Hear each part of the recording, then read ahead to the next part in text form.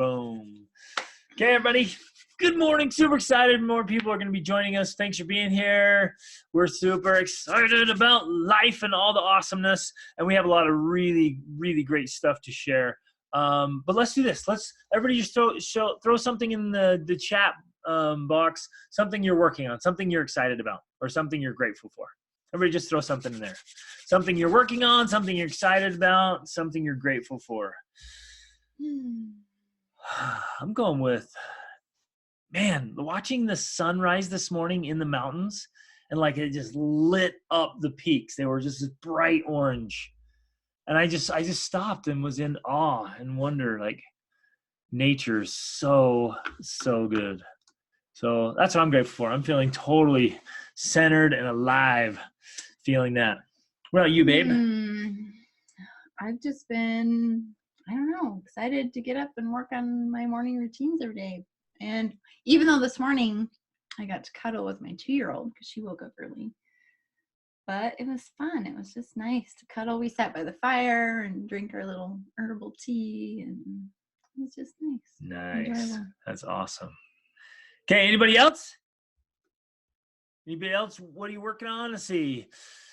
Kelly said, grateful to spend the day in a warm house and watching the snow. Yeah, exactly, right? Oh, man, we are supposed to get dumped on again. What a season. What a season. Early getting my devotion workouts in for the kids.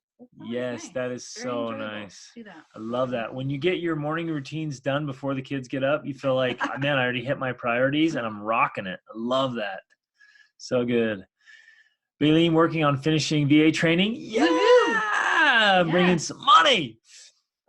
Grateful for this quiet time in the morning. Love that. Allison's thankful for electricity. The power's out for 4 days. 4 days. Oh, that's right. You sent us a message about that. That's crazy. Where are you living? I hope you stayed warm. That's always like when the power goes out in winter, man, things get crazy. We're going to homeschool planning. Good. We're going to talk a little bit about that today. Grateful to be in Texas this winter and missing the cold. Love it. Love it, Mary. That's awesome. Okay, Northern California. Oh, you had the wood-burning stove to keep yourselves alive and defrosted. Good. For 4 days, huh? That is crazy. Kind of remote when we drove through. That's true. We drove this summer. We did the loop up through Northern California. I was surprised we had no service for days and days. For days. On our phone. I was like, days and no service. I thought we were in the United States of America. I love it. Okay, let's get started. Where do we want to start? I know you have, we got lots of questions that came in, so we want to address those questions. And if you have more questions, please ask them and feel free to comment. Kind of let this be a little bit of brainstorming session where we can help each other. Because essentially, we have so much content that we could give you, but we want to gear it around what you want to know. Because that's the power of, coaching and a group like this, is that we can what's the word, we can oh, I know exactly what you want to say, but I can't think of the word either. Customize it. You can customize it. Yes. We can customize it to what you need to know, because we also know that sometimes you could learn something and not be ready for it, and you'd be like, that doesn't make any sense. But if you're ready for something, then you're like, wow, perfect, powerhouse, and it's totally implementable in your life and makes a big difference. So that's what we want to do. So I think what we'll do is I did a little poll in the Facebook group on what people wanted to learn, and I think we'll just start from the most popular down. Fantastic. Right? Yep, go for it. So what we're starting with then is more tools for strengthening your mindset. And obviously, if you have been listening to anything in the School of Awesome Sauce or any of our other programs, you know how important mindset is and how much we talk about mindset and how critical mindset is. And this is great because honestly, you could talk about mindset for days and days and days and days and days, because there's so much that goes into it. I mean, mindset is a very big topic, and it's very complex in many ways. There's a lot that goes into developing your mindset, and it really is a lifelong pursuit. It's not something that you would ever be done working on. Like you would never be like, oh, done with mindset, check. Like that would never happen because you'll continually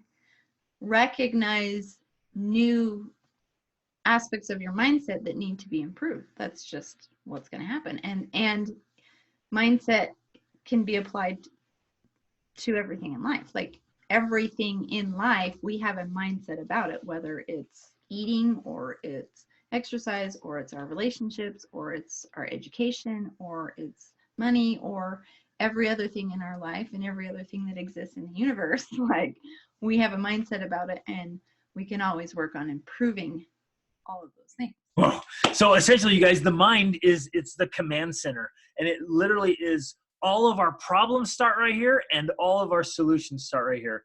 And like this is where all of life happens right in the command center, and it's built around mostly what we're saying to ourselves. It's almost like you can see this gigantic, you guys ever seen a huge tractor or, earth moving machine, and it has this teeny little person in the front, or this massive airplane, the biggest airplane in the world. It's got this teeny little cockpit with one guy in there controlling all of it. And that's how the mind is. It's literally our command center, and it's built around everything. Everything. Tamara, good evening. Let's see. It actually might be getting close to the AM over there in Thailand. So welcome. Glad to have you with us. So we're talking about mindset right now, and the mind is the command center. Now I want to teach you guys a fancy word. If you're taking notes today, I love this word. It's endophagia. I'll type it in the chat box here. Endophagia. And endophagia is merely a fancy word for self-talk. It's the things we say to ourselves. And what's fascinating, you guys, is it literally does not matter at all what anyone else says about us. The thing that matters is what we say about ourselves. And that is what makes the difference. And it's interesting. We'll go for it. Well, I was just going to share a story that just happened this week with our daughter that I thought was kind of cool, but it's an excellent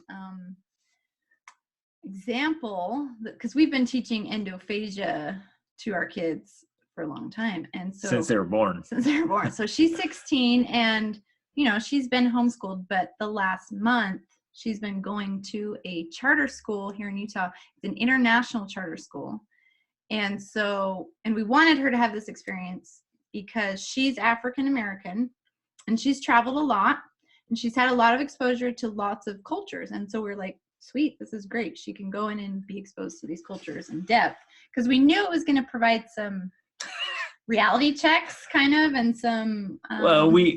So the vast majority of the students, there's like 230 students, the vast majority of them are refugees. So they have spent their life, some of them fleeing for their lives. And they've spent time in refugee camps. And in rough conditions. So we knew going in that there would be some difficult situations, and we warned her about that. And she said, yeah, I'm up for that. I'm ready for it. And so we knew going in that there would be some tough spots. It's also like being brown skinned, she doesn't always have the opportunity to mix with other people that of different color, except when we're traveling. That's what I mean. So we've been in the States for a year and a half or something. So we want to give her more opportunities to mix like that, because she likes it. It's good for her, And so I don't think there's a single Caucasian student at the school. In this school. So they're all Muslim and African, and they're from all over the world. Yeah. So anyway, she's going to this school, and it's been great. She's having a good experience. But this last week, there was this kid who, for whatever reason, who knows, maybe he's having a bad day or a bad week or a bad life, who knows. He decided that he wanted to try and push her buttons and get her to respond negatively. And they share several classes together. And the whole day, he's literally like getting in her face, like saying things to her, swearing at her, like just being rude, not very nice. And she just handled it so well. Like she just handled it amazingly. He had to get sent to the principal's office several times.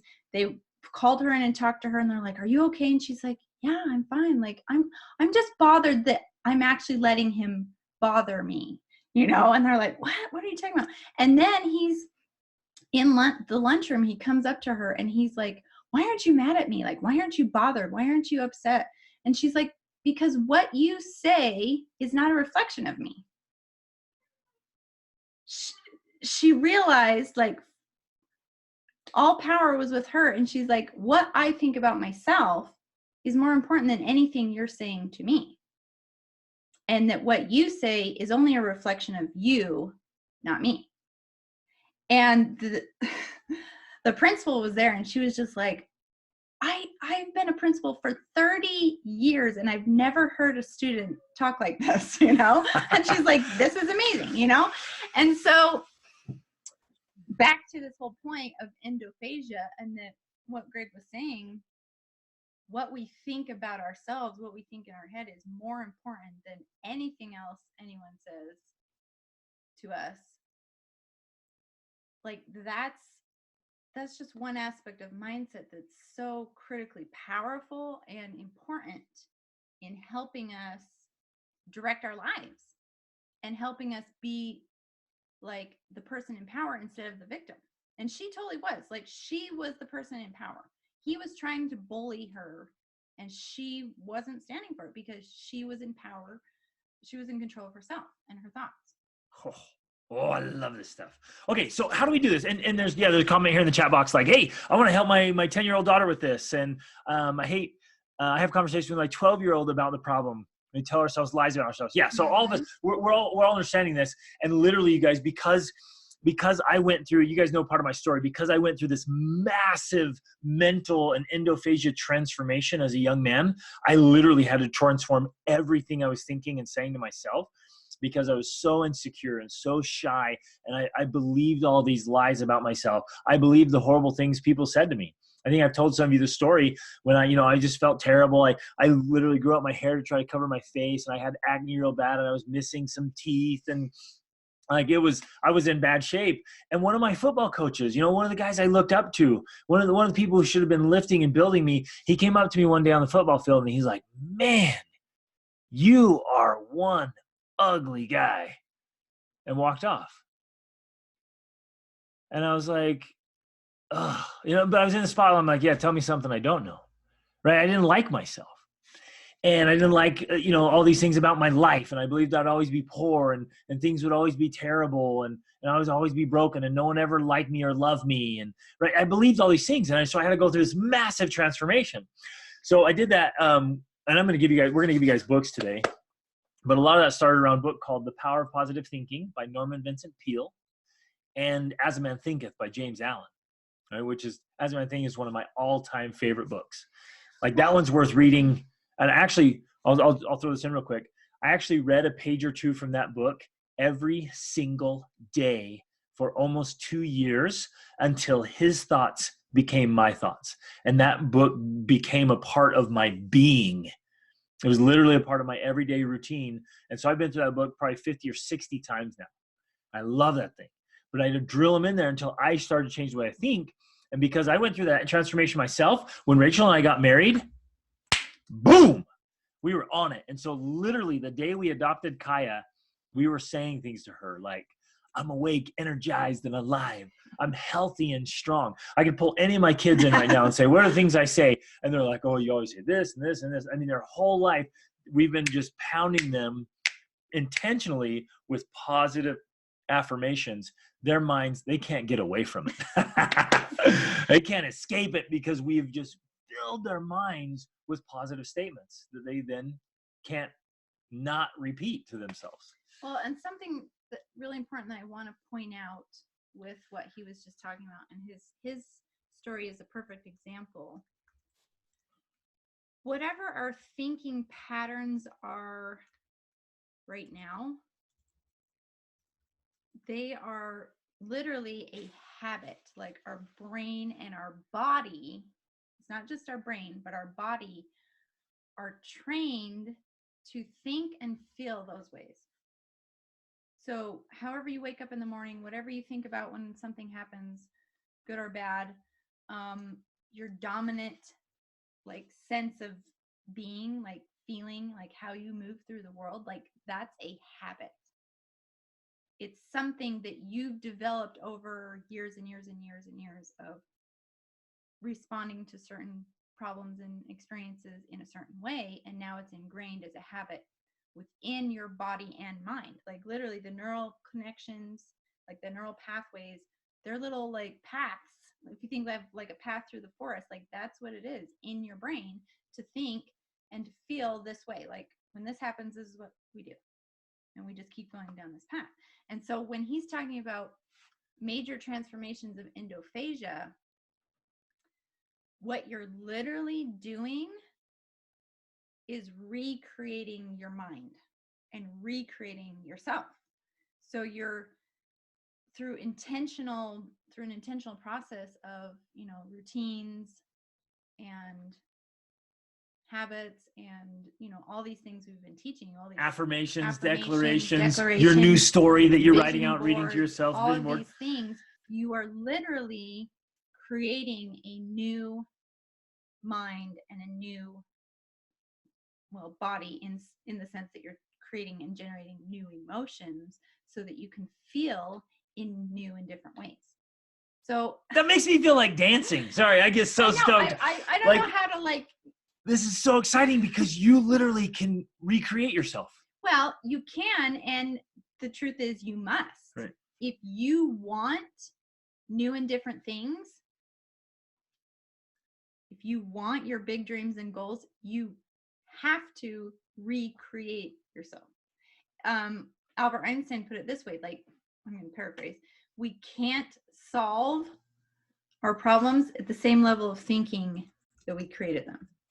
Like whatever level we're at now, we can't raise that level. We can't change that level with the same level of thinking that we have now. We have to raise our level of thinking. We have to raise our level of feeling, because feelings are very important and very powerful. And all of those feelings are coming directly from our thoughts. What we think about most of the time, what we're saying to ourselves, is literally generating our emotions. Exactly. So there's a direct tie. So trying to think how we can like seriously get this across, because it's critically important. Like you have to understand this so importantly. But the good news is I want to emphasize this so much. The great news is you can change any of that. Like, I don't care if you've held on to it your entire life about this belief or this idea or this thought, like, oh, things will always be this way, or I'm never good enough and it's not going to happen, or I've always been like this. Like the truth is, and this is all backed by science, you can literally transform all of that. What's been proven, and they actually show it now. They do brain scans. They put all these scans on your head, and they literally, there's videos, you guys, you can Google them. You can watch new neural connections being made, and they have video now of neural connections being broken. So you can literally transform your brain. That's one of the greatest discoveries and observations in our modern science, is the plasticity of the brain. And they found this is so cool.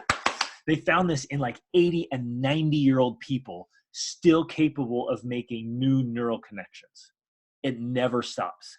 The plasticity of the brain, meaning its ability to adjust and change and transform, goes on until we die, which is so cool.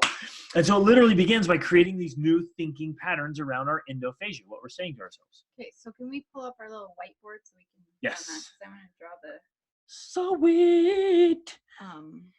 Because I'm going to throw something else in chat box real quick here that I've listened to probably 30 or 40 times. Yeah. It's called The Strangest Secret by Earl Nightingale. It's a great classic from the 60s. Yeah, get on YouTube. It's free on there. It's about 27 minutes. The Strangest Secret by Earl Nightingale. And he says in there, the strangest secret is that people don't think. We get in this default automatic autopilot mode. We get up in the morning and all we start doing is just going through the list of things that we have to do. Which I'm going to talk about right now. Okay. Actually, so. It's coming. So let's see. I'm going to open. Don't you just have a whiteboard in this thing? Yeah, but where art thou? Right there. Boom. Okay. Can you guys see this whiteboard? So what I want to try and explain is that we are living, in a current state of mind. And for many of us, that state of mind is a survival state of mind.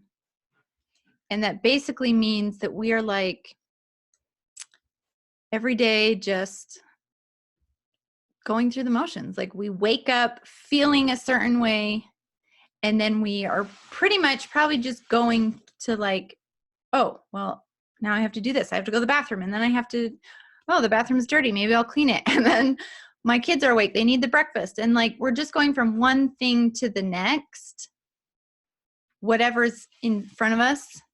And we're doing those things. And the way of thinking and feeling is generally like stress, frustration, overwhelm.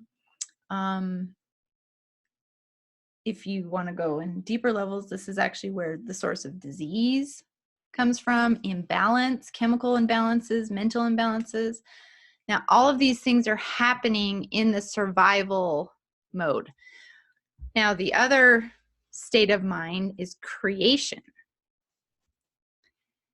And creation is the state of mind that, unless we're intentional, we don't really get into. We don't really get into a state of mind. In fact, some people probably may spend their whole lives like literally in survival mode. But the creators, the innovators, the thinkers, the visionaries, they create, of course, because they spend time in creation mode. They spend time in a creation state of mind. And the ways that we can begin doing that are some of the things that we've taught you. Wait. What? Oh, what? I want to ask you, what are some of the ways or time periods or situations where you get into creation mode? I want to hear from you guys. That was great. Good job. What have you done whenever you felt like, yeah, I was in creation mode? I was in this space of creativity and abundance and excitement. What was that situation? What stimulates that? What conditions are there when you feel creative and in charge of life? It doesn't even necessarily have to be like a creative thing like we might think of creative. It could, some people call it like a state of flow, or where you're in the moment, like where you're literally like fully living in the moment present. A moment of being present and feeling that joy, that happiness, the peace, whatever it is. Like that's also what we're talking about here in this survival state versus creation state. So it's not just like when you're creating something necessarily. Okay, let's hear from you. You guys can turn on your mic and like we can hear your voices if you want. That would be awesome. You just hit the little microphone button and share it, or you can write it in the chat box. And I want to hear this from everybody. Like, and if you haven't ever felt that, then okay. Yeah, maybe you're like, I don't know. But like, when have you felt like, yeah, I'm present, I'm here, I feel like I'm in charge, I'm deliberate and intentional? Greg has no problem just sitting in silence. I love silence. I'll just sit here in quiet, waiting for your while we're patiently waiting. Playing the piano, right? Yes. Okay. Love that, Allison. I'm learning how to play the violin, you guys. I started when I was 40 years old. And it's fascinating for me. And one of the things that inspired me was Thomas Jefferson. Literally, while he was writing the Declaration of Independence, when he had stressful moments and stumps, he didn't know what to write, he would play his violin. And that inspired me. And you guys, literally, whenever I'm practicing the violin, whenever I'm like trying to put my fingers in the right spot and do the bow movements right, whenever I'm practicing, my mind is 100% engaged in the violin. I literally cannot think about anything else. Like, it's so engaging. And so if I'm in stressful something, I'm in high intensity mode and I need a recovery moment, I pick up the violin and I have to engage so much. And when I set it down, I'm like, oh my goodness, I literally did not think about any other thing. None of my problems, none of my stresses, nothing, none of my to-do list. I was so deeply engaged with my instrument. Like, it's beautiful. So I love that, Allison, playing the piano. Emily felt that last month during the challenge. That's awesome. And you guys, woo! Okay, my fear is I've been feeling this like the last week. My fear is that everyone's like throwing off their trackers and they turned off the alarms on their phone and they're not looking at their affirmations or stories anymore. If it helps to be accountable, keep turning those things in. Okay? Yes, please. Keep emailing them to us. Keep sharing them in the Facebook group. And we're actually going to do another official 2080 challenge. We're going to cycle through those every few weeks. Every few months, we're going to hit them again, because it just helps to be engaged and accountable and to keep tracking. So please keep doing that stuff. Okay, when we go on weekend trips with the kids, right? When you set aside life and you have what I call pattern interrupters, right? You just feel like, I feel so alive, right? We're out having fun, we're having adventures, and you feel alive. We're going to talk more about that today too. Okay, so Baylene's saying, well, I need to pay attention to myself. I'm not sure. And some of you are going to be like that. Like, wait a minute. When does that happen, and how can I make it happen more often? I'll tell a story here. Well, some of you maybe are going to share some more. We have had the wonderful privilege to go see the works of Leonardo da Vinci and Michelangelo, mostly in Italy, but some of their works are kind of spread out in museums around the world. And we listened to a biography on Leonardo da Vinci. And you guys, one of my all-time favorite coolest things in the world, we went to the library in London. If you ever get a chance to do this, only if you're like a kind of a nerd like me, like nerd out about this stuff. We went to the library in London, and they have a special collections room. And we went in the special collections room. It's got the Magna Carta. It has the oldest Bible in existence, like handwritten amazingness. It's got the actual Handel's Messiah handwritten out. And then it had a few pages from Leonardo da Vinci's notebook, like right there in the glass. And I was like, this is like his actual notebook. It was so amazing.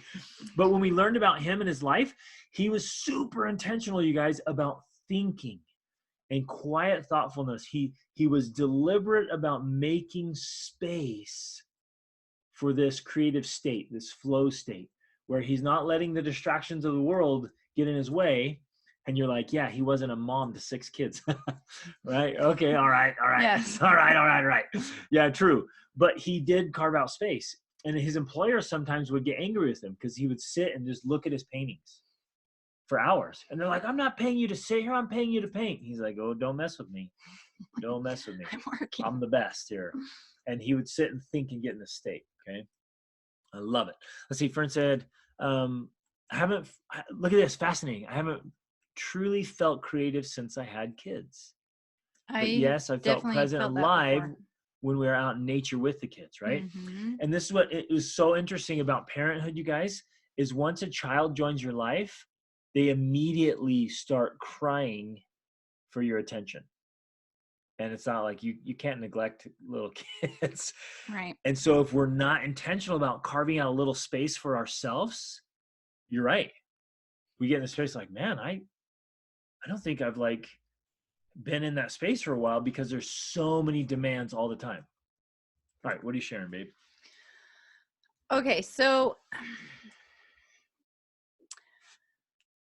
what I'm trying to help us understand here is that I think, we're all aware that we probably are living in this survival mode. And I know there's been times in my life where like, that's all there was literally survival mode, in that it was just handling what needed to be done, like handling the baby nursing. And then, we had, at one point we started traveling with 4 kids, 4 and under. Yeah. So there's been plenty of survival mode in our life. But what we need to understand is that if we want to create new things in our life, if we want to create dreams in our life, we want to achieve big goals in our life, if we even want to know what those are, like I know some of you have said to us, well, I don't even know what to pick, and I don't know, what big dumb goal to have. Like, if you even want to figure out what those are, you have to have this time and space for this creation thinking. And we're going to talk more about this and what that looks like and stuff and how to do that. But I want you to try and get that concept. that if we don't create this creation type space in our lives, then all we will do is to continue to recreate what we have. Does that make sense? So we're literally, because we're continuing to do what we've always done, and we keep doing that day after day after day after day in survival mode, then we just keep creating more and more and more of that. So we literally stay right where we're at. We keep getting the same things we've always got. We keep becoming the same person we've always been. And so instead of having years of experience, we have the same experience year after year. And we get the same results again and again and again. And it literally is just this tiny variation, like just a shift by a degree starts to change the outcomes, because it all starts here in the command center. Like, is this making sense? Is this sinking in? Is it making sense here? Kind of advanced a little bit, but it's critical and important. So what we're trying to do essentially when you're talking about strengthening your mindset, like one of the first things, and that's the reason we've taught you the things we've been when we're talking about affirmations, when we're talking about vision boards, when we're talking about your daily alarms, all of these things, like they're just techniques for what we're talking about now. You're trying to recreate your mind. You're trying to break your old survival habits and create new creation habits. Like that's all we're trying to do, because you will not and you cannot create the things you want, like whatever it is you're envisioning or dreaming about, if you stay the person you've been. Does that make sense? Uh-huh. You have to become a new person. You really do. In order to get new results. Just because, like Einstein says, you can't solve the problems you have now and create the new opportunities with the same level of thinking that created your old problems and opportunities. Make sense? It's like this simple concept, but like this, it seems complicated. And you're like, yes, but how do I do it? Yes. How do I make those changes? And literally what we're just trying to introduce this here, like, and then we'll give you some tools, but like the first step is like, wait a minute. Okay. I've just got to alter what I say to myself every day. You could literally pick one thing and one teeny habit of getting up and examples. Saying, well, yeah. And well, okay. And there was another question. This is maybe it's time to tie in here. There was another question like, well, wait a minute. How do I choose really great affirmations? How do I choose power words? How do I choose my story? Like, how do I get really intentional about myself and my children? How do I get my children engaged with this to start creating these new things? And basically what we're asking is, how do we get out of this default autopilot mode, almost on this hamster survival wheel? Mode. You're in the survival mode. How do I switch from this automatic thinking to deliberate and intentional thinking? How do I just make this new neural connection, just step away just by a degree to say, oh, wait a minute. No. Instead of doing all these urgent things today, I'm going to do the important things today. And it's going to start like first thing out of my bed. As soon as I become conscious, I'm going to go into a new ritual routine that is actually empowering me. And we taught you guys to do that in the 28-day challenge, right? To choose your emotion. Very first thing, like as soon as you become conscious, like, whoa, what is my emotion for today? And just that one thing can start making massive shifts in our whole lives. And so again, we have already taught you some of these techniques and you have already been doing this.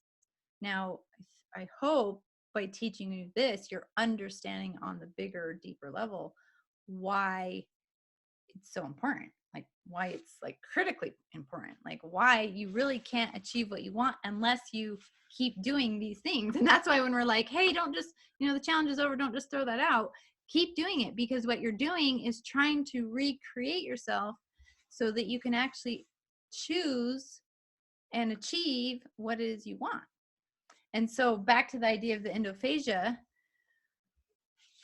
that's where it has to start. Like we can't, this isn't like a computer where we can just like open up our brain and like rewire stuff. We can't. We have to do that through our words and our thoughts and our actions. is how we recreate ourselves. That's how we retrain our brain and our body. And so we start with the self-talk. First, we can start with awareness, really, because we have to become aware of it. And so when we become aware of what is going on in our brain and what's going on in our body, we should also be aware of our emotions. Like, ask yourself, what emotions am I feeling most of the time? Like, what am I experiencing in my daily life? And for a lot of people, it's frustration and irritation, annoyance. And then the next step of that is like, what am I feeling? And then you go, why am I feeling that? And sometimes there's no reason. It's like a default. Because it literally has become a habit for us to feel that way. For no other reason. We feel a certain way because we have the habit of feeling that way. And that's over here in survival mode. And so what we're trying to do is break those habits of feeling a certain way and thinking a certain way and creating new ways of thinking and feeling. Because the survival mode, it's all about those lower level emotions. Like, all emotions have almost this energy level or frequency. And as we move up on the scale, we move from fear, anger, sadness, all those things up to joy, love, trust, abundance. All of those are higher level emotions. And we want to train ourselves to feel those more often so that we can experience the things that those include. And sometimes not sometimes, we do. We have to learn how to generate those emotions before you have the things that they bring. Does that make sense? Like, in some ways, you have to fake it till you make it, I guess, is another way to put it, until you can get the things in your life that actually bring more of those things. Am I clarifying that well enough? I think so. And by the way, that fake it till you make it is actually called the as if principle. And it was created by this wonderful psychologist who said, look, you begin acting as if you do those things already. And this wasn't to be a facade or a fake or a mask or a pretense. You begin acting as if you are that thing so that you then become that thing. Again, breaking the old habits and creating new ones. So it was actually a psychological technique to create new habits and new neural connections. So now I love what Baleen said here. She's like, I've caught myself saying something that I want to change. And then I stop myself, this is perfect right here. And I want to invite all of you to do this. And I myself, like, we stop and you say out loud your new affirmation, the new thing, the opposite thing. So people ask us, like, well, what affirmation should I do? And like, well, it depends on you. It goes perfectly with what she's saying here. What lie do you say to yourself sometimes? What negative endophagia do you have? And what you need to do then is create one that is opposite, that replaces that. And what I find super fascinating about all of us as human beings is, like, I might say something negative to myself that you have never said to yourself ever. And it's not a problem. And it's not a problem for you, but it's a problem for me. And so for me, I've got to identify what's my negative endophagia? What do I consistently find myself saying to myself that's a lie, or it's negative or pessimistic? And then I have to replace that thing. Now, I grew up in a home with a very negative health mindset, always complaining about bad health, always complaining about our illnesses and our problems, and just talking endlessly about poor health and poverty. And I still see that in some of my siblings and in my mother. Okay, she still is constantly talking about her poor health, and so guess what? She manifests and continues to perpetuate poor health. And I did that for a long time until I came across, it was one of the early books I read early on. It might have been The Power of Positive Thinking, and he basically said, look, don't ever say anything about your poor health unless you are literally talking to a doctor who can help you. Right? And he says, otherwise, talk about your good health and talk about feeling good and energy and light. And I'm like, I gotta switch that. And I literally, like, I'm awake, energized, and alive. I'm healthy and strong. And I've been telling on my kids every time my kids have been like, I don't feel well. No, you're healthy and strong. You're getting better. You're healthy and strong. They all say it now. They say it to each other. It is awesome. Anytime one's like, I don't feel well. No, you're healthy and strong. You're healthy and strong. You're getting better. It's like, yes. And we literally live in this space of positivity and optimism, like working towards healing. So even when we are sick, instead of saying, I'm sick, I'm probably never going to get over this or get better, we're like, no, I'm getting better. I'm healing. I'm feeling better already. I'm getting better. I'm improving. Or you can also ask the question of, well, what can I do to help me feel better? Because then that also gives you the power to take action to make improvements, to help heal yourself, right? I mean, that's one thing. I love it. So Tamara's awesome question. She has a great question. I also want to say a couple other things about the affirmations. Should we answer a question first, or should I do that? Go for your affirmation things, then we'll answer the question. So yeah, one of the questions on the Facebook was, how do you come up with these with good affirmations? And I just want to point this out so it's clear. So the one thing, because like he was saying, his affirmations are not going to necessarily work for me and vice versa. Like, we each have to come up with our own affirmations because it's about changing us. So one of the ways to do that is to, like we're talking about, and like Baleen pointed out here, identify your lies and then turn those around, and then those become your new truth. So that right there is a perfect way. Go through your day, and if you find yourself saying, oh, I can't do this, it's too hard, I'll never figure it out. Well, right there, that's your lie. So now turn that around, and that becomes your new truth. That becomes your affirmation. I'm smart and I can figure this out, and I'm a problem solver. Like, that's literally one of my things, because, and I'll see that happening. I'll be working on something and I'll find myself talking negatively, and I'm like, nope. You stop, you write it down, and then you turn it around to a new affirmation, and then destroy the paper where you wrote down that lie. So that's one way of getting affirmations that work for you, because they've got to be individualized. Now, if you like someone else's affirmation, that's great. You can use it. Yeah. There is kind of a formula, I would say, for affirmations, in that you want them to be present tense, like in the here and now. And usually they start with like an I, like I am, I see, I feel, I know. Hold on. I got to share this. Okay, keep going. Because you would never want, you don't want your affirmation to be something like that's going to happen. Like, I will lose weight. It would be, I am the ideal weight. And of course, our natural inclination is, oh, well, that's a lie because I'm not. But that's not the point. The point is you're trying to get out of survival mode, which is the here and now, into creation, which is what you want to create. And so you do that by stating it in the here and now. Okay, let me, this happened last night, you guys. I was so stoked. So our 16-year-old daughter, she's on fire, man. And she's reading these books. We've had her on audiobooks. She has dyslexia really bad.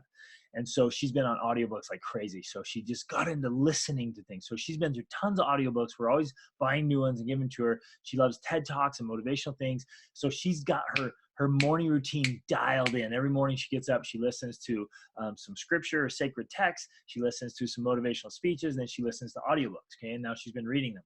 And we've been incentivizing her in our like our family economy, right? She gets to earn things. She wants to fly over and visit her friends. I'm like, okay, earn it. And she's been earning it by just pounding great books. Like, oh, it's the best. You have to feed their minds. Okay, she said, Dad, come check this out. See what I did. On her own, without any help, anything, she put this on her wall last night, okay? It's this massive poster. I am courageous. I am determined. I am unstoppable. I am successful. I am loved. I am going places. I'm a multimillionaire. And I am living to please God. Right? And then on the side of this whole big thing of her big poster, she wrote, what I think about, I bring about, right? That's awesome. All on her own. She hung that up on her poster on her wall last night. And I was like, yeah, boom. Like it works. You just got to get this stuff in there. And so she, and I can tell by what she wrote, these are the things she wants to work on, right? She's feeling this desire to be courageous and determined and unstoppable and successful and loved, to be going places. And she's been meeting and talking to friends who aren't going anywhere. And she'll come and talk to us. She'll be like, you know, Dad, I just realized I just met this family. They're not going anywhere. They're not doing anything. Right. And I can see by what she's writing in here, like what she wants to manifest in her life. And that's how she's writing her affirmations. Love this stuff. Okay, so I think that was it about affirmations I wanted to point out. And then, yeah, let's do Tamara's question. Yes, well, no, and Baleen says here, I celebrate when something happens in support of my new beliefs, even if it's just a fist bump in the air. Exactly. High five, celebrate. Anytime you start a new belief and you have any kind of experience or thought or feeling that supports it, like celebrate that.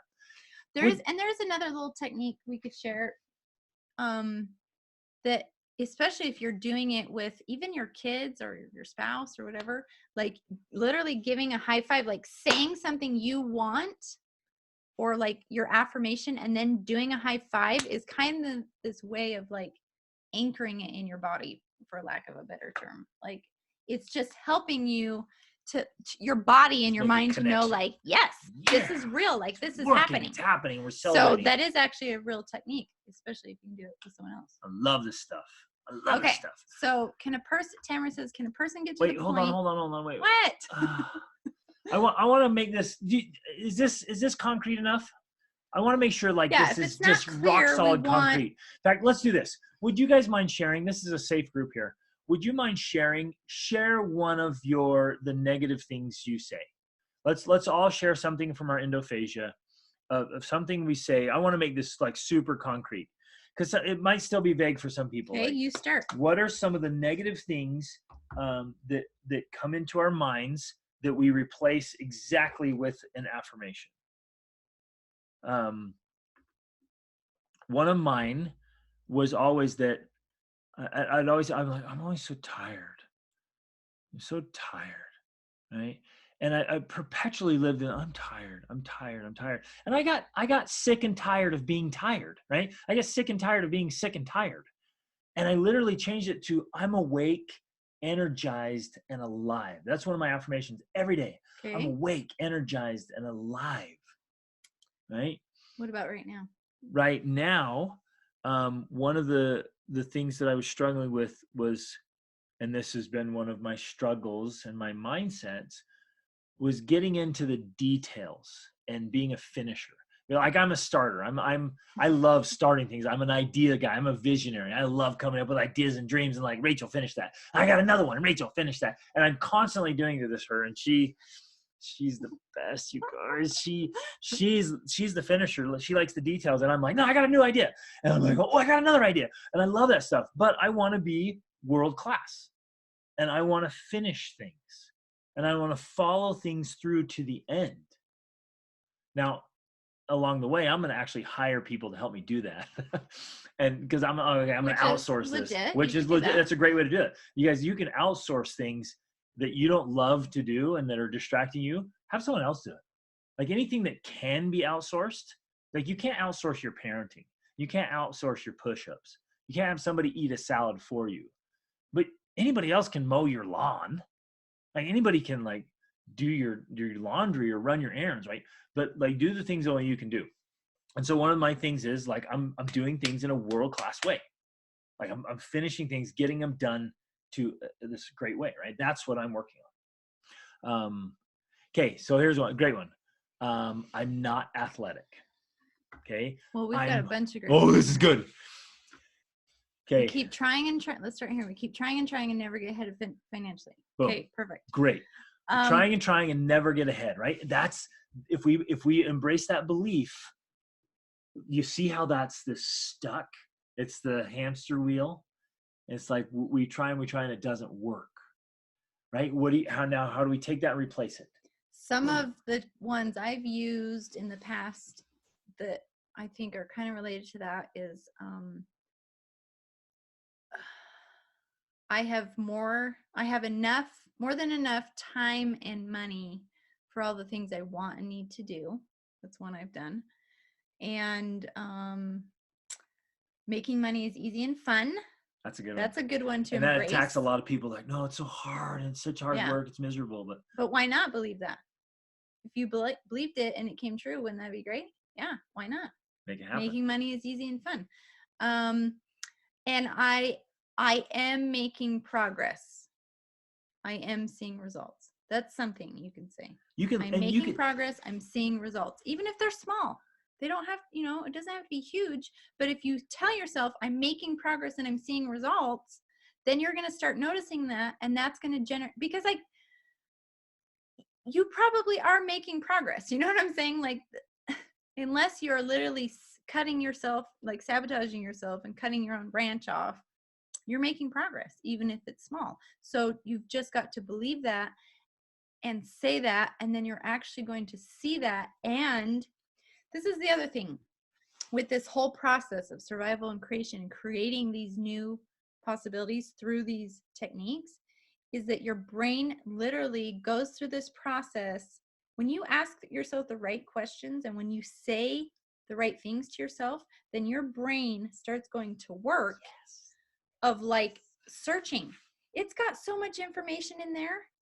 There is so much information in there. And so when you're telling your brain, hey, this is what I want, it goes looking in your own brain for the answers to make those neural connections. And then suddenly one day they touch and they connect, and you're like, whoa, I just had this perfect idea that's solving all these problems, because your brain went looking for those neural connections because you were telling it what to look for. Does that make sense? Yeah. Like, and I want to emphasize that in a huge way, whether it's good or bad, positive or negative, your brain goes looking for confirmation. Yes.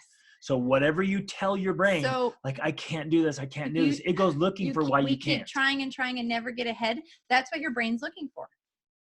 It literally is looking for those things. We keep trying and trying and we never get ahead. And so your brain's in there working. Okay, let's find. We keep trying and trying and never get ahead. Oh, yep, see right here, all these places. And in fact, let's sabotage ourselves because we never get ahead financially. So we have to sabotage ourselves to make that true. That literally happens. Okay, you guys think I'm making this up. I'm not. This is literally what's happening in your brain. Your brain is working hard to make true all these things you say. And the same is true for us, and the same is true for every human being. Same for all of us. So literally, I would take the opposite of that. We are getting it every month. We are getting ahead financially, and we are getting ahead financially. We're working and working, getting ahead financially. And now watch for this. Okay, can I make this real and personal right now?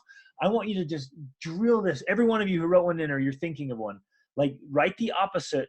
Create it as affirmation, rewrite it every morning if you need to, or say it to yourself every day, multiple times, morning and evening at least, and watch what happens. Okay, now watch how it comes. If we're getting ahead financially, you might walk into a store and they're like, oh, did you know there's a big discount on that right now? And you just save $50. Or like we do this all the time. We're like, hey, money's coming my way. Money's coming my way. And we went and we parked. We started that day. We went to parking, and we parked in this parking space. And it was like all this money or whatever. And we parked, it was like, wasn't like we stayed 2 nights or something? Something like that. So it was 2 nights in a parking garage. I'm like, geez, that's going to be some expensive parking. And as we're leaving, we're saying this like it's coming, money's coming, our money's flowing into our life. As we're leaving, the gate is left open. It says there was a malfunction in our system, have a good day. Boom, free parking, right? And it's like things happen like that all the time to us. And you just got to notice, like, oh, look at this. Coming in, right? It changes. In other words, I can't go. I'm afraid to fly. Great. I would turn this around. I can go. And then here's something I want to point out. You wouldn't say I'm not afraid to fly, because there's something about your brain, like not dealing with negatives, something like that. So you always want to word it in the positive trait or feeling that you want to have. So you wouldn't want to use the word afraid. You'd want to use I enjoy flying. I fly peacefully and comfortably. I'm brave. That doesn't make sense. I'm brave to fly, but something like I can go. I'm courageous. Yep. Something like that. Or I enjoy flying if you want. I mean, you could literally learn to enjoy flying. Learn to enjoy flying. Yes, it starts right here. Okay. I'm horrible with money. I'm negative. So that could be turned around to I am wise and responsible with my money. I'm a positive person. Love that. And you guys, we literally have to do this. Every one of us has to do this. We have to identify the negatives, and thank you for sharing them, you guys. You nailed this. This is exactly what I wanted. You nail it. You just get really clear about what you say. I'm horrible with money. I'm negative. You just take that whole thing and bloop. No, I'm an optimist. I'm a positive person. I'm wise and responsible with my money. And more money is coming to our family every month. And you say that and say that and say it and believe it and write it and say it and believe it and write it and work turns out, and you get up and you rewrite that. More money's coming to our money this month. And you know, one of the things I'm going to share this later as a bonus, like next level, my philosophy journal. Okay.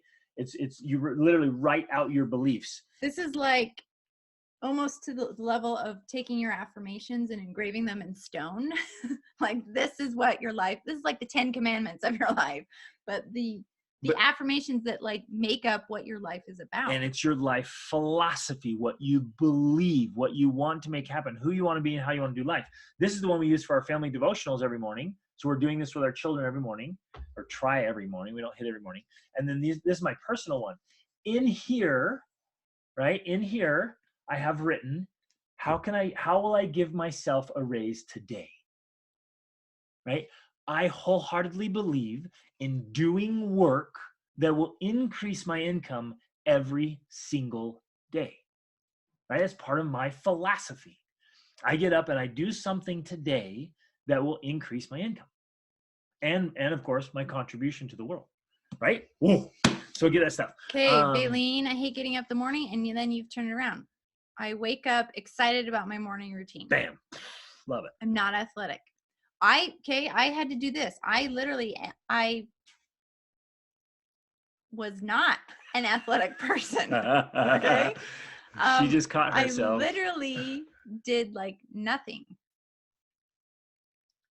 Ever. I did do some snowboarding as a teen. Things like that. I've been hiking. That was a long time ago. But I never played any sports. I never worked out. If you guys have watched any of our marriage videos, you know that whole story. But I created the affirmation, I love to exercise. And I can tell you right now, I do. I love to exercise. But that was not my truth for like 17 years of our marriage. But where did it start? Did it start by exercising? No, it started by saying the affirmation. I said it, and then I did it, and then I liked it. And so it's not, you're not going to convince yourself you like exercise by necessarily doing exercise. You're going to convince yourself by telling yourself that you like exercise. And it might be something that you might just say, I love moving my body. Yeah, maybe it's that simple. Or maybe I love dancing. Like, find something you do like and make that your affirmation and make that your identity instead of, oh, I'm not athletic. Oh, I love doing this. I love walking. I love hiking. Right. I love moving. These are awesome. You guys, these are so good. I'll never be a healthy weight. I'll never be able to consistently wake up early. I'll never live a great life. I'll never have friends. I'll never make good money. I'll never see the world. Okay, let's turn these all around. Thank you for sharing this. This is so good. Okay. We all need to hear these, you guys, because when you write that out like that, the rest of us are going, oh, I've said that too. No, right? And we find this commonality among us that we've said these things. And isn't it fascinating that this is what we tell ourselves? We get in this default and we listen to this voice. And this is the survival mode. And it's actually not even you telling yourself that. It's just this voice that is happening in your head, and you're hearing the voice. That's a whole other advanced Yeah, that's another advanced level. You're not the voice. You're hearing the voice. So it's not you. But it's like you have this roommate in your head that's just saying all these lies all the time. Saying, and we hear the lie, and we just believe it. Wake up early. Yeah, we accept it as truth. Yeah, in fact, in the Untethered Souls, what he's talking about this crazy roommate in our head, this endophagia that's talking to us, and we believe this crazy roommate in our head as though what he says is actually legit when it's not. It's like you have to recognize that this voice in your head is not the like all-knowing power. He's not. It's just a voice in your head that doesn't know what they're talking about. And you have to recognize that and say, you're full of crap. No, this is what we're going to believe because I'm in charge here, not you. Woo! Rachel's throwing down. Yeah. I am the perfect weight. I'm in the best shape of my life. Love waking up early. Okay, you've got to have some excitement in the things you don't want to do. I love to exercise, right? So I love waking up early. I am living a great life. I have lots of friends. I make all the money I need and want. and I am seeing the world. Rachel and I want to make shirts that say, I haven't been everywhere, but it's on the list. Oh, that's a great affirmation, right? So if Just I'll never see the world, say I haven't been everywhere, but it's on my list. And we have a literally right in front of us, you guys, we have this huge world map. And like, we love it. And we live for that. Now, here's the challenge, you guys. And you might look at that. And we're telling you right now to do the opposite. And right now, the opposite sounds like a lie. Yeah. You're like, and we've said this what before. It sounds like a lie. And it's going to sound like a lie. Waking up. I haven't seen the world. I haven't seen the world. I'm not making enough money. But it starts with the new belief. Okay. Can you trust us on this one? Like, trust us on this. I know it sounds crazy. It sounds alike, but you have to. It has to start with the new belief first. Literally, will you please, every one of you, will you literally write out your new ones today that are exact opposite of these things you're saying yourself? Okay. And you can make them better than the ones we've said. Yeah, we're just doing simple ones. You can write those out, but say them again and again and again. And I promise you'll start this new belief and opportunities. Listen to this one. Opportunities will present themselves that you never could have seen coming. You couldn't have planned. You couldn't have dreamt these up. But when you believe that it's going to happen, it happens. When we started this journey together, like about traveling especially, we had three kids. Rachel was pregnant with our third. Fourth. Well, that's when we left, but this is with the third. Oh. And I was like, gosh, I wanna do adventures.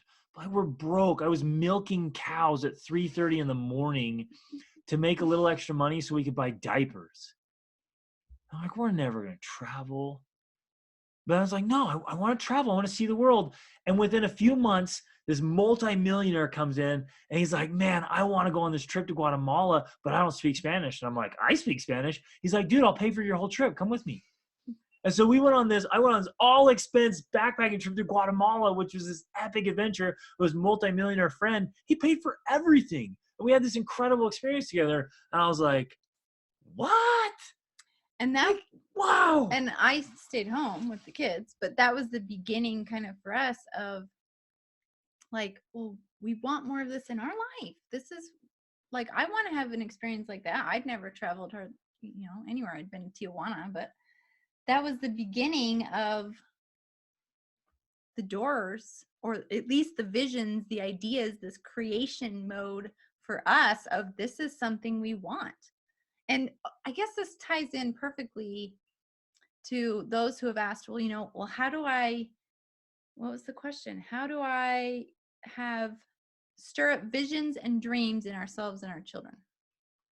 And this is one way, like you've got to have exposure to new ideas and new places and new opportunities and the things other people are doing. Like you have to have this inspiration coming into your life, or else you can't. If you're in this survival mode and you're doing the same things day after day, you're not going to have any of this coming into your life that makes you say, wow, I would like to do that. And that's really how you figure it out. Like if you want to figure out what to do, like what big dumb goal to go after, that's one of the ways. What sparks your, like, it's almost this little kindling inside your heart where you're like, that's awesome. That's exciting. That's cool. And that's all it has to be. Like, that's enough. I think a lot of times think we have to have this big, like, vision from God or something of like, this is it. No, it doesn't. Have an angel come and wake you in the night and tell you what to do. It just has to be this little stirring in your soul. That's enough. If something stirs you, if the idea of swimming with dolphins stirs you, like, and that's enough. Should. It's amazing. Like, sometimes that's enough to just start the dreaming process of like, okay, how would I actually make that happen? Where would I do that? Don't talk about the how yet. Where would I do that? Why would I want to do that? What would that be like? And start that process. And that's where you begin. And Rachel just keyed on something. Don't let the when and how stop you. Because that's usually where the mind goes. Well, how would I afford that? It's going to cost a fortune. When would I do that? Oh, this isn't going to happen. Don't do that. That literally shuts down your dreams before they get going. Just say, I want to bring that into my life. This will happen in my life. I'm bringing it in my life. It's coming in. And watch. You guys watch. We're throwing it out right now. You watch what starts to happen, and opportunities start coming your way, and you're like, no way did that just happen. Like, this is amazing. Okay, so we still have more of these I want to go through. We've been talking about mindset this whole time. We could probably talk about the rest of the time. We plan so much Maybe stuff. we should do a little poll after I go through these about if we want to keep talking about the mindset or if we want to go on to the rest of the things, which were we could do full. I know we could on each thing. We'll see. Let's wrap this up because I want to hit this. Okay. Do these and then I wish I liked doing hard things. Our family motto is literally Dennings do hard things. DDHT. That's we all say it. We live by it. Anytime. And even with the little things, they'll be like, oh, I don't want to do that. That's hard. We're like, Dennings do hard things. Like, you can do it. And they say it to each other now, and they live by it. And I'm like, hey, how you feeling right now? And like, we're doing something hard, this grind, DDHT. Right. I mean, they live by it. So just remove I wish I liked and say, I do hard things. I do hard things. I do hard things. And just repeat that. And then anytime you're faced with something that's challenging, even if it's a little thing that's a little bit challenging to you, you're just like, I do hard things. And you do it. And with the tiniest triumph, maybe you're getting up 30 minutes earlier and you get up and you do it. Maybe you're getting up 5 minutes earlier. Yeah. Maybe you're just getting up. Right. But you just do it. You're like, I do hard things. I do hard things. And you say it, and you're like, see, I do hard things. I just did that. Okay. I'm a terrible, selfish mom. No. Exactly. Fabulous. I'm fabulous, loving, caring mom who devotes my time and effort to being present with my kids and take care of my needs as well. That makes me a better mom. Perfect. Yes, you know what? Love okay, this actually reminds me of something I was going to point out earlier. So I'm glad Fern did this because this is actually a specific technique that's very powerful. Whenever you say something or think something negative about yourself, like I'm a terrible, selfish mom, then what you need to do is turn that around with 2 to 3 positive things. So she did that right here. Perfect. Way to go, Fern. I'm a terrible, selfish mom, but you turn it around. I'm fabulous, loving, caring mom. I devote time and effort to being present with my kids, and I take care of my needs as well. Boom. 3 things. Perfect. That's how you should do it. That's the ideal way of doing it. And in fact, in my family, whenever my kids say anything negative about their siblings, like whatever, why did you do that? It was annoying, or whatever the little things they say, I stop them. I'm like, nope, now say 2 positive things about them.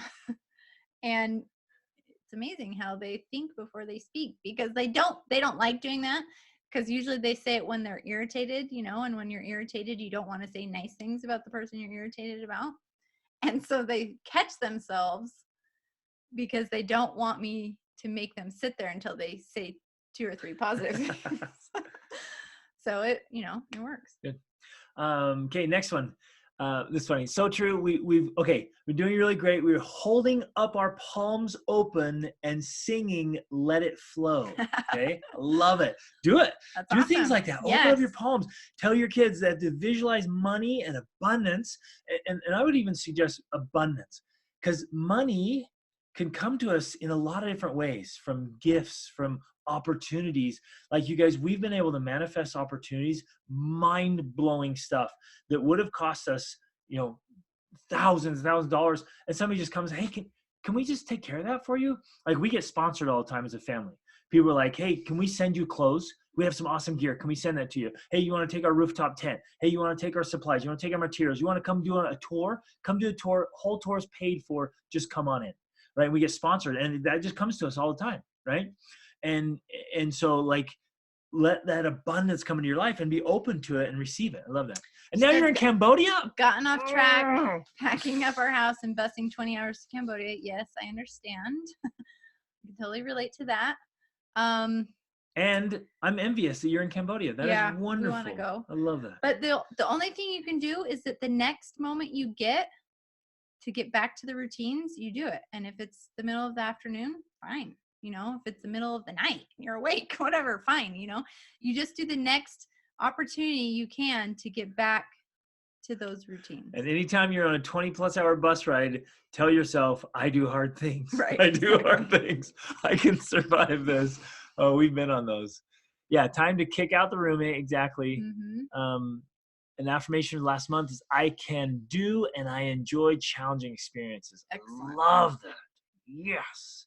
The queen of procrastination. I am the queen of getting things done. Yes. Okay, good. Okay. So Woo, that's so good for that. Should we take a little poll? What do you guys want to do next? Do you want to do routines and habits, improving relationships, or our homeschooling routine and schedule? Everyone type in what you want. That's what we'll do. Okay. Because we have about 45 minutes. What are the options? Homeschooling routine and schedule, strategies for improving relationships, and additional training on routines and habits. So we've got 2 homeschooling and 1 improving relationships. Okay. We need some theme music. We play. No, not that one. That was the same one I was thinking of. The Jeopardy one that's stuck in my head since I was a kid. Another relationships. Oh, homeschooling. Oh, we're close to a tie here. Maybe we should do a little bit of both. Okay, we'll do a little bit of both. Let's hit them. Let's do the relationships first. Okay, relationships first. Like here's what you're thinking about and talking about. And I love this stuff. Do you know what? We're going to have to talk about the routines a little bit because this actually ties into the relationships. Right. So just real quick, I'm going to talk about your routines and your habits. And it really comes down to, because, you know, like people are like, well, what do I do for my routine? And we've given you some of these things, but we've talked about how that's not always going to be your routine. It can alter and change. And the reason it does, or why you would want to do that, is because you're trying to customize it to you. You're trying to customize it to what you want to achieve and what you want to let go of. So maybe even right now, you've had ideas of, oh, well, I should do this, or I ought to do that.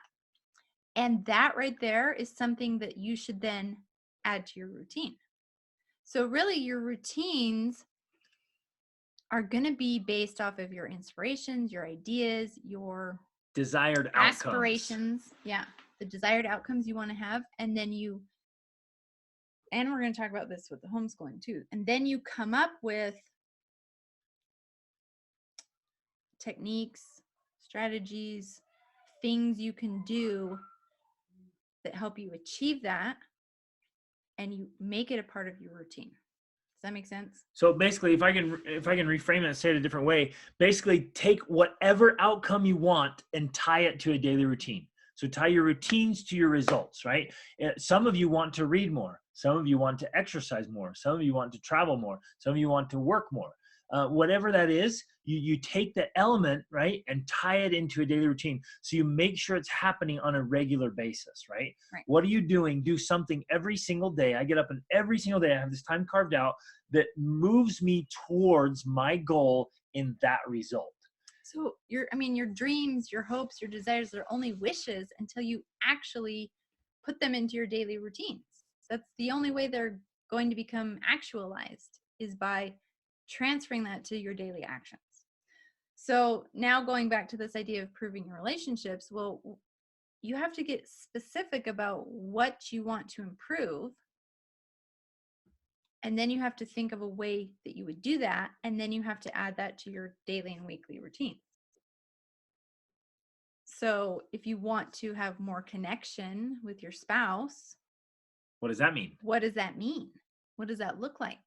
How would you have more connection?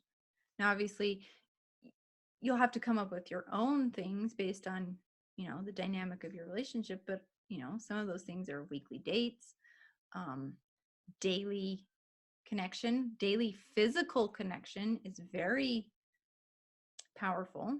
So if you committed to connecting physically every day, and obviously, that doesn't have to be sex. You can. Oh man, I thought so. You're going. I was like, yes. You can hold hands. We do the swaying or the dancing every day. In fact, that is on my routine, because I find, especially during times when things are super busy, because we connect every day, but when things are really busy, like, that connection kind of gets a little bit weaker and weaker. And it becomes transactional. Hi, babe. Oh, hey, I'm going. this. Go. take the kids here doing that, and we're busy. We're like, whoa, we can stop. Even if it's 30 seconds, we can stop, put my arm around her, and we just be like, okay, whew. Sometimes we don't even talk. And I like to do the little swing thing because I think it's weird. He thinks she it's likes weird, it, so but I do it. So we do it because I feel like it is kind of syncing us up a little bit of like, okay, we're here together. And I was like, this is weird, but I like connecting with my wife. Right. Weird We movement. don't sway like this. We've demonstrated it before, but anyways, so you've got to just be intentional about what that's looking like, and then just making it part of the routine. And if you have to add an alarm, like we've said with the the word alarms, add an alarm. Like, we're going to hold hands, or we're going to take a little walk, or we're going to sway or dance together, or we're going to, maybe you make a commitment to passionately kiss every day. Like, I know that couples do that. They're like, okay, every day we're going to do a 1-minute kiss. 1 minute? That's hardly passionate there. But it's more passionate than a little peck, It's I mean, when you're usually just pecking each other as you pass, if you do that, that's more passionate. So let's do this. Let's do this right now. Little brainstorming here. Decide. Yeah, but throw in some ideas. Everyone throw in an idea. What's one element of your relationship you'd like to improve? And this can be with your kids or your spouse or your friends or your in-laws or whatever. Like whatever we're talking about relationship. But what's a specific thing? Again, we have to get clarity. As long as we are vague, we'll never make progress. You guys with me? As long as we remain vague and unclear, we will never make progress. If you say, I want to improve my relationships, what in the world does that mean? Like, you have to get clear. Like, you know what? Done. We will go on a weekly date at least. No matter what happens, we will do that. That's the one thing. I love my date time, right? You make that happen. You make a priority. You schedule it. You cancel other things. Something else will be left undone because that will happen, right? Love it. Bam. Perfect. I want to talk about great ideas with my husband every day. Love that one. And that's actually something we really value and cherish in our relationship. We have those kind of meaningful conversations. The question is, obviously,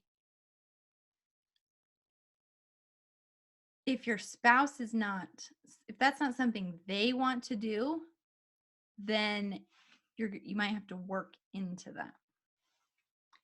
So, or you start asking, if that's the intention, you write it down, you want it, you're like, how do I start facilitating that? You make that your intention. And then you might have to start with maybe some sort of physical connection. I don't know. You have to know the person you're working. You have to know your spouse, of course. And you've got to think about what gets to them. Like, what do they like? What do they want? Because they're not going to necessarily want to do what you want to do right away. Like, you have to maybe work into that sometimes. Does that make sense? And so you've got to think about where they are and meet them where they are. So if they like the physical connection, then that would be a thing. Maybe they need a massage, maybe that's the perfect thing. You're like, hey, can I massage your back? And then you start talking, and how was your day? And what did you do? And, and you try to get this open conversation going on, and you make it this safe space. Because, obviously, if you're saying, hey, I want to talk about great things and ideas with my spouse, then you might have some idea of what that means. And then if the conversation doesn't match that, then you get bothered. And then it's not a good experience. It's a bad experience. And then your spouse doesn't want to repeat that, So you have to make it into this positive experience. And that might mean little baby steps of getting to where you want to be, if that makes sense. Right? Love it. I was gonna say something, but I forgot. Oh yes. Okay. Hey, can I throw this in here? I really have been wanting to share this for weeks now. It's just been on my mind. We have to be super intentional about removing obstacles. And here was my experience. It was in my late teens, and you know my story. I was living in a rough part of town, and I was surrounded by people who were prisoners to their vices. There was tons of alcohol addiction, alcoholism, and some of the people I knew back then are still deeply buried in alcoholism. There was drug addiction, there was pornography addiction, there was domestic violence, there was addictions to, whatever they were super into. It consumed and controlled their lives. And I was surrounded by that.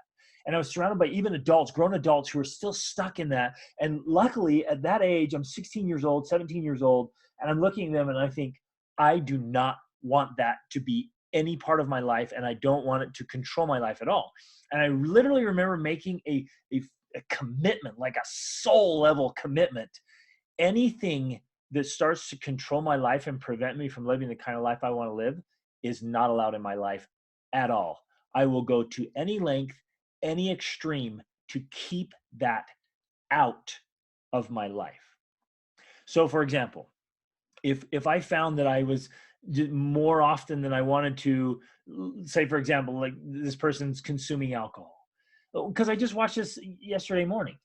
I was watching this thing and this guy's like, yeah, every time I get stressed, I just drink.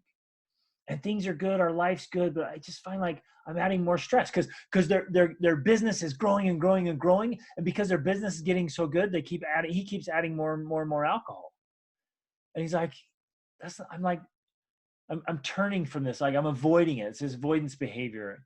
It's these cushions we turn to, these buffers they call them, or we start turning these things. And for some people it's video games, for some people it's TV or Netflix or pornography or whatever. Social media. It's just these avoidance techniques. Sometimes we like walk around the house doing nothing. Just because we're trying to I'm feeling stressed, so I'm just going to go sit there and do nothing. Or just walk around. I know. Or get busy. Moms busyness. Don't sit there, do nothing. Right. That you get around the house busy, but you're busy avoiding something you need to do, right? And so for me personally, I realized, okay, if there's anything that's getting in the way, it's gone. And if instead of improving my relationship with my spouse or spending time with my kids or fixing something that needs to be done, I'm like, I'm just going to turn on the TV. And if I start turning the TV and the TV becomes my habit, for me personally, as Greg Denning, you know what's happening to that TV? That sucker's going in the garbage can because I can't turn to it anymore.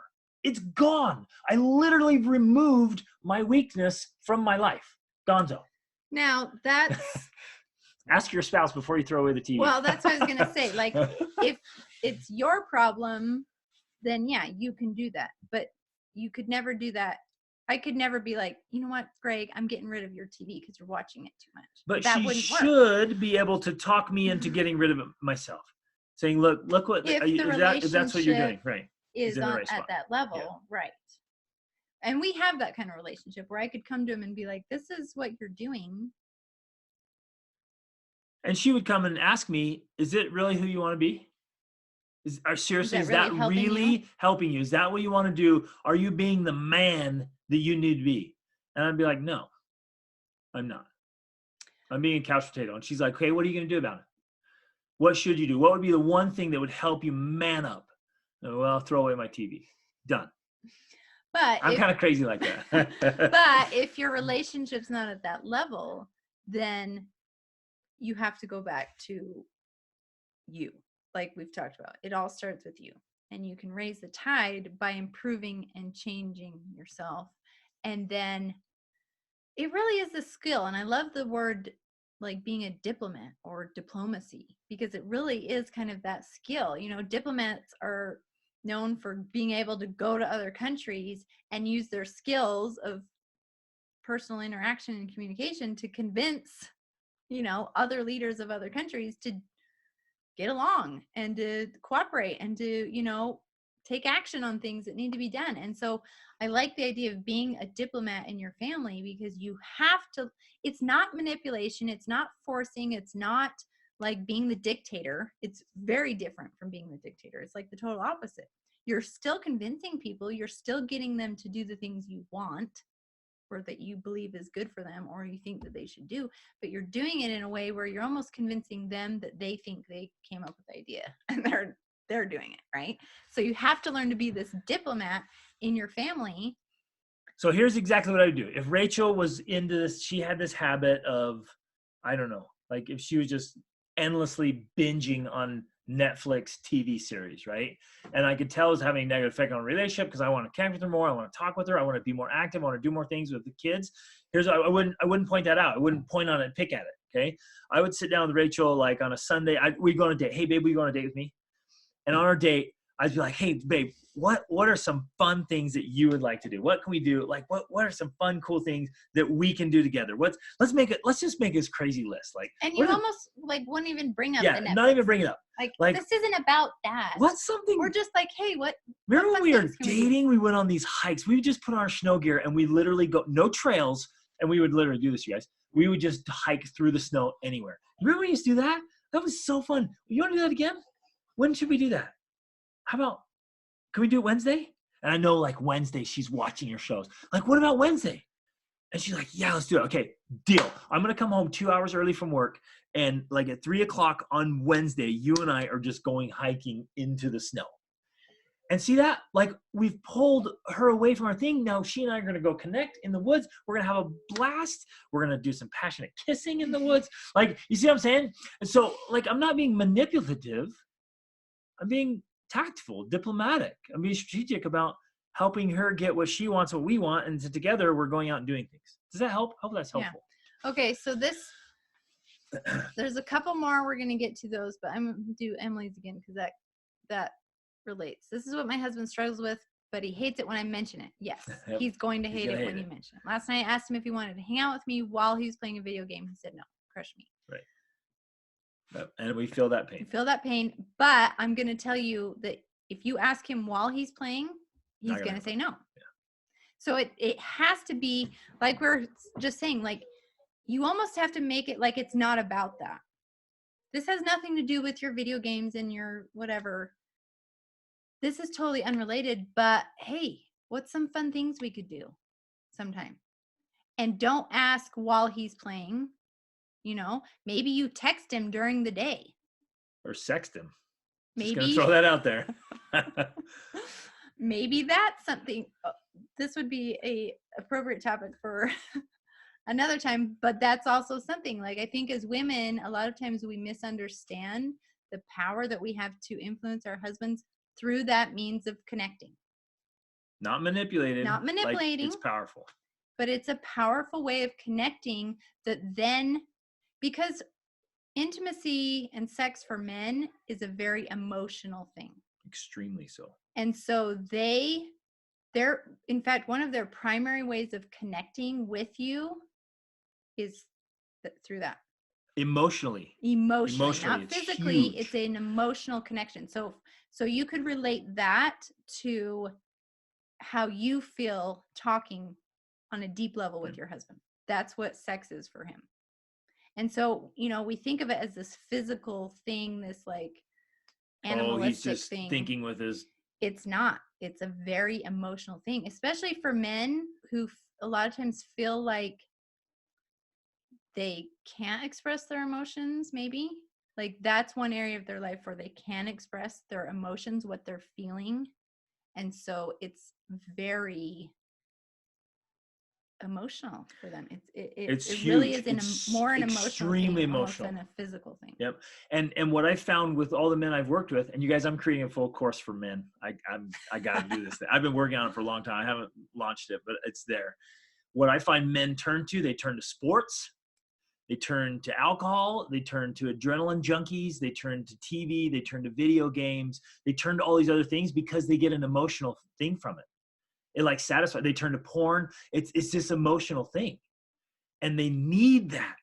Like they have to have that. An emotional release. And they've got to have it. And so they go looking elsewhere. And so we can help facilitate that and get them excited about other things. So here's what I would say. And this goes for all of us. Everybody, all of us, our marriage, everybody. Like we're all in the same game here. We're all working on this, okay? And so you say, okay, what are the things that just light your fire? What are the things that light your spouse's fire? What are the things that you can do together? And you're actively engaged in doing those things. And guess what happens? When you're living a better story like that, as a couple and as a family, all these problems, they go away. They literally take care of themselves. When we are actively engaged in living a great story together and living deliberately, like I'm not going to be wasting my time on any of those other little vices because they're like, oh, that's lame. Why would I do that when we could be doing this? And we have to strategically and intentionally level up. But we start by just simply trying to identify as the diplomat, as the facilitator, because obviously if we're pursuing that on our own, we focus on ourselves, of course, but then as we try to be the facilitator for lighting that fire with someone else, we have to be very diplomatic about it. We have to start by finding out what they're interested in, what they're passionate about, and they may have no clue, like they may not have any idea what they're passionate about, or just any sort of common ground that we have at all. And we have to start there. So it might not be the ideal for us, but it's a starting point. It's a starting ground. And then we go from there, and little by little, we keep leveling up as you connect more and connect more and connect more until you can share this vision of a greater story. So, yeah, you can't do it while they're in the midst of it. You know, the worst time to ask someone to turn off the TV is when they're right in their show, right? You know, you've got to get them thinking about those types of things at other times. And you've got to get, you have to give them some more positive alternative, not just, you know, hey, do you want to hang out with me? It needs to be like specific. It needs to be like something that seems more exciting, you know? And it needs to be and initially presented might be, let's at go, a time that's not when it's happening. Let's go get your favorite food, your favorite snack. Let's go do something you like to do, even though I might not like to do it. I'm trying to get her, move her into this space again, the back in the story. I'm going to like present it for her. Like, babe, what's something super cool you want to do this week? Let's do that. But you plan it ahead of time. You know, you talk about it when this little issue is not happening, you know. And I think we've taught this before. It's kind of like the pyramid, and this will actually fit in with Tamara's question about her daughter, because it applies with that too. Should we draw the pyramid on the board? Yep. Have you guys seen the pyramid? So it's essentially this same idea. Like, you're worried about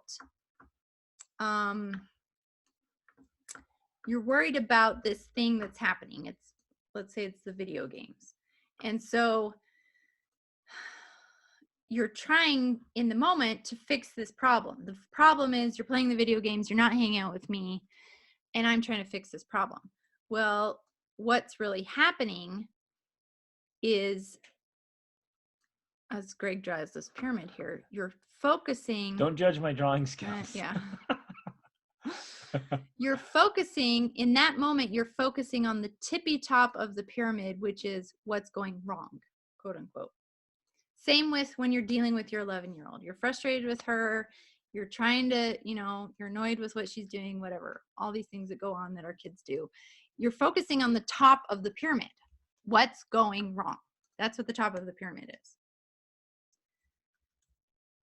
Great. Wrong. What's going wrong?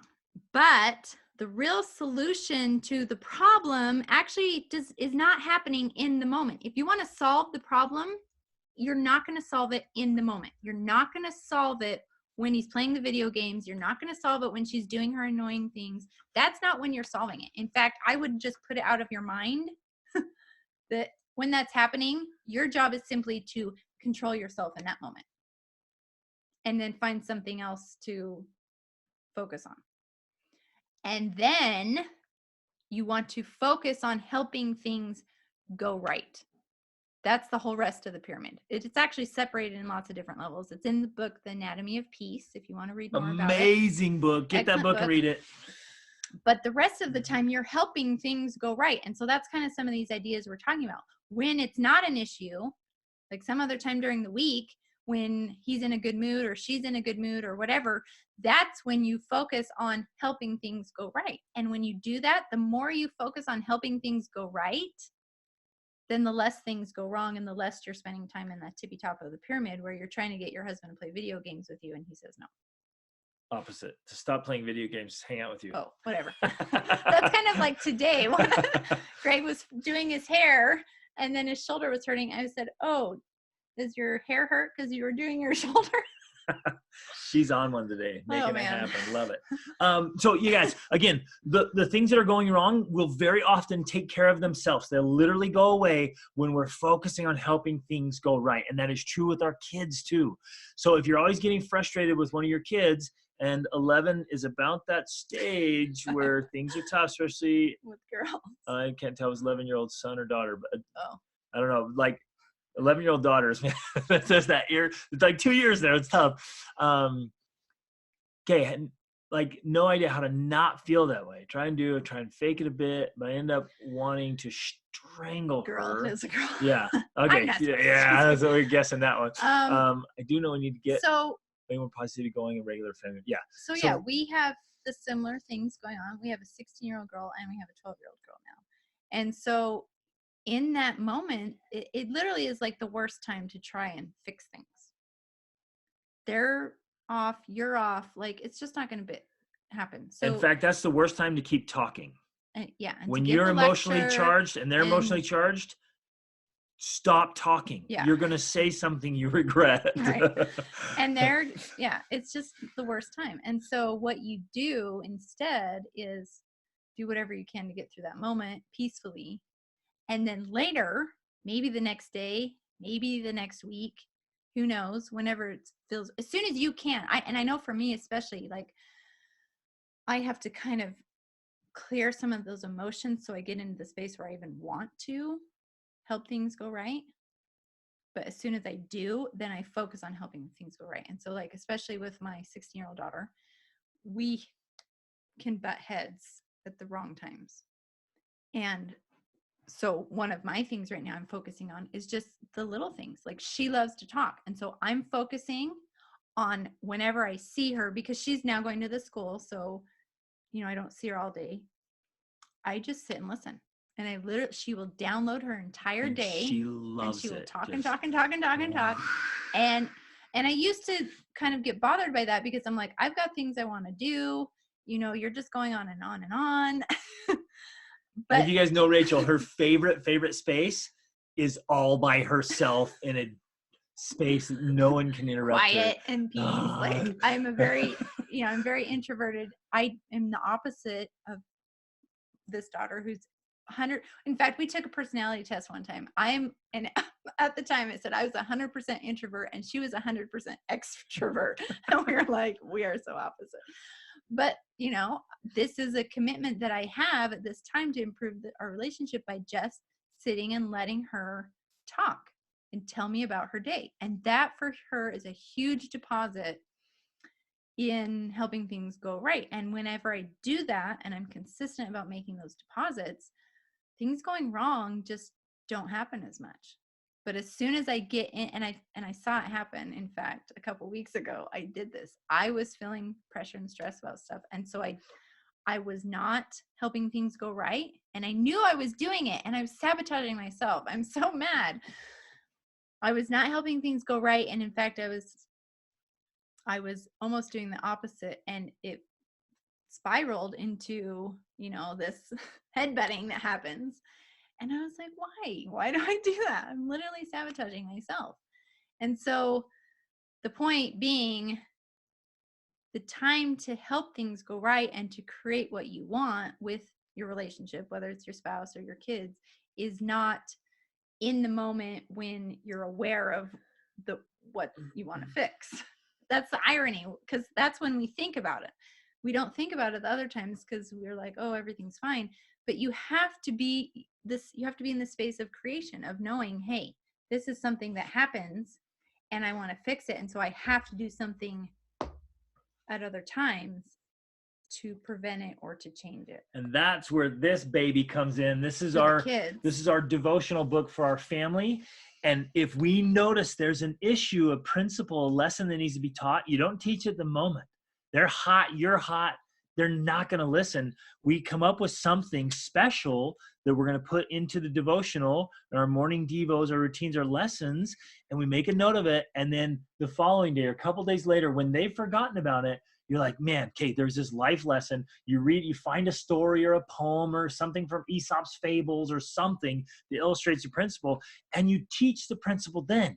And I guarantee you, because our kids have done it, and I've been working with youth for decades, they make note of it, and they're like, oh, okay, I They may really not shouldn't say have it done to that. you, They're not but going to tell you. Oh, they will you can never tell see it you. in their face They're just sometimes. like, oh, like they get it. And you teach it textually. You're not pointing fingers. You're not saying, you, Right. you, the other day. You don't do that. In You fact, just say, I will often intentionally not look at the one that person. it's really about. I'm really talking about this kid over here, but I'm not even gonna like look at. I'm gonna look at these other kids. They're gonna pick it up. Like you gotta hit this stuff, but don't do it when you're hot. So that kind of leads into the part of the homeschooling stuff. Wait, is that although let's see. So plan quality time with one-on-one with each kid. Please set a date. One of my favorite things. Again, I'm just gonna share. We're just throwing ideas out, you guys. I know you're all gonna come up with even better ideas. So Fern mentioned something too that is something we do, and Can't maybe even finish that thought. Sorry. I am telling. No, you're telling. Like one-on-one time, we go on dates with each of our kids, and we need to do a better job of this. But I set alarms to spend one-on-one time with the kids. Or we'll have days of the week that it's, oh, today's your day, and we'll spend time with them. We'll have a little mentor meeting with them, or just do something special. That's something else we can talk about in a minute. Is we actually have a day of the week for each of our kids. Okay, but like Fern was saying, a planning and vision time. And Emily, maybe your husband would be open to this, and just present it as like not this weird thing, not a, I don't know, but don't make it awkward. Don't make it awkward. Just like, hey, I read this idea that, we should have like a planning time so we can plan our week every week, and plan our life. Fun things we want to do, or ways I can help you with things you need to get done or whatever. And so maybe every Saturday or Sunday or whenever, Friday, whatever, we should have a planning time together, and, make it as part of try to make it a routine. Maybe it's Sunday morning. Maybe it's, a time when you're together, and maybe you're like, hey, I'll make a nice breakfast and we can have our little planning time. Like, try to make it this fun thing. Or maybe you go out on a date. Hey, every week, let's go out on a date and go to a nice place, and we'll have our planning time, and we'll talk about some of our goals we want to do, and, how I can help you with your goals. Yeah, initially it might be like, what's something you want to achieve? What do you want to work on? What do you drink? What else? What else do we want to do? If you could wave a magic wand, where would you go? What would you do? Like, what's something epic? But you just want it, like, the goal is you want to make it a fun thing. You don't want it to be like, hey, we need to sit down and talk because, we need to have a talk. Like, awkward, what's coming? And men hate that type of thing. You know what I mean? They just like are so resistant to that. So you want to make it this fun thing, and you have to get some sort of insight into their personality so that what they would want to, maybe they want to go out to some sports restaurant that plays I don't know, whatever. Like, okay. Something that they'd be interested in, what serves their favorite food or whatever like that. So that's an idea. Anyways. I think the ultimate goal, I don't even know if I dare say this. Uh-oh. I'm scared. Can I just share? This is an honest group. We love you guys. Hopefully you like us. I'm just gonna be totally honest there. The ultimate goal in those kinds of situations is, if whatever the thing is that's problematic in this game, like a video game machine, the ultimate goal long term is it's no longer in the house. And that's true for you. It's true for him. It's true for your kids. I know I'm going hardcore, you guys, and you might say you're insane. Okay, if that's not a popular comment, I'm sorry. But like, you know what I'm saying? Like, at some point, like, those things got to go. And I would do that for my kids too. If I notice one of my kids going down this path, like, that's the ultimate end result goal. But that's difficult though when it's the other person. Spouse. I get it. Like, it's easy if you're the guy saying, hey, I'm just gonna get rid of it. So okay, the ultimate goal is then for him or her, he would have to make the decision. He chooses to remove that thing. But that's the vision. Very much a process. That's it. Yeah. And you're starting with, let's go out to dinner to your favorite place, right? That's where you. Okay, sorry, I'm just throwing out some crazy ideas. Okay, Annette says, I want to be more willing to do adventurous things like travel that my husband wants to do. I love that. Can I give you a personal challenge, Annette? Ask your husband what he wants to do in the next couple of months and commit to doing it with him. It's like, okay, done. It's happening. And make that happen. But also start small. Like, if he's going on a hike, go on the hike. Or, you know, things like that. And that's It's like, like, I see now. So it's going to stir things up. And what's it stirring also- up? What fear? What concern? What does that stir up? And that's where you start working on the affirmations Yourself, and the self, right. and like, hey, okay, why is this triggering me? Right. And then when you get clear on that, you're like, okay, cool. I'm gonna adjust that. It triggers me because of these reasons, and that's when, you know, you can write down the lies and reframe them as new truths, new affirmations. So that's the amazing thing about something like this, is that it's actually a tool for helping you to identify where you have limiting beliefs and things that are holding you back. Woo!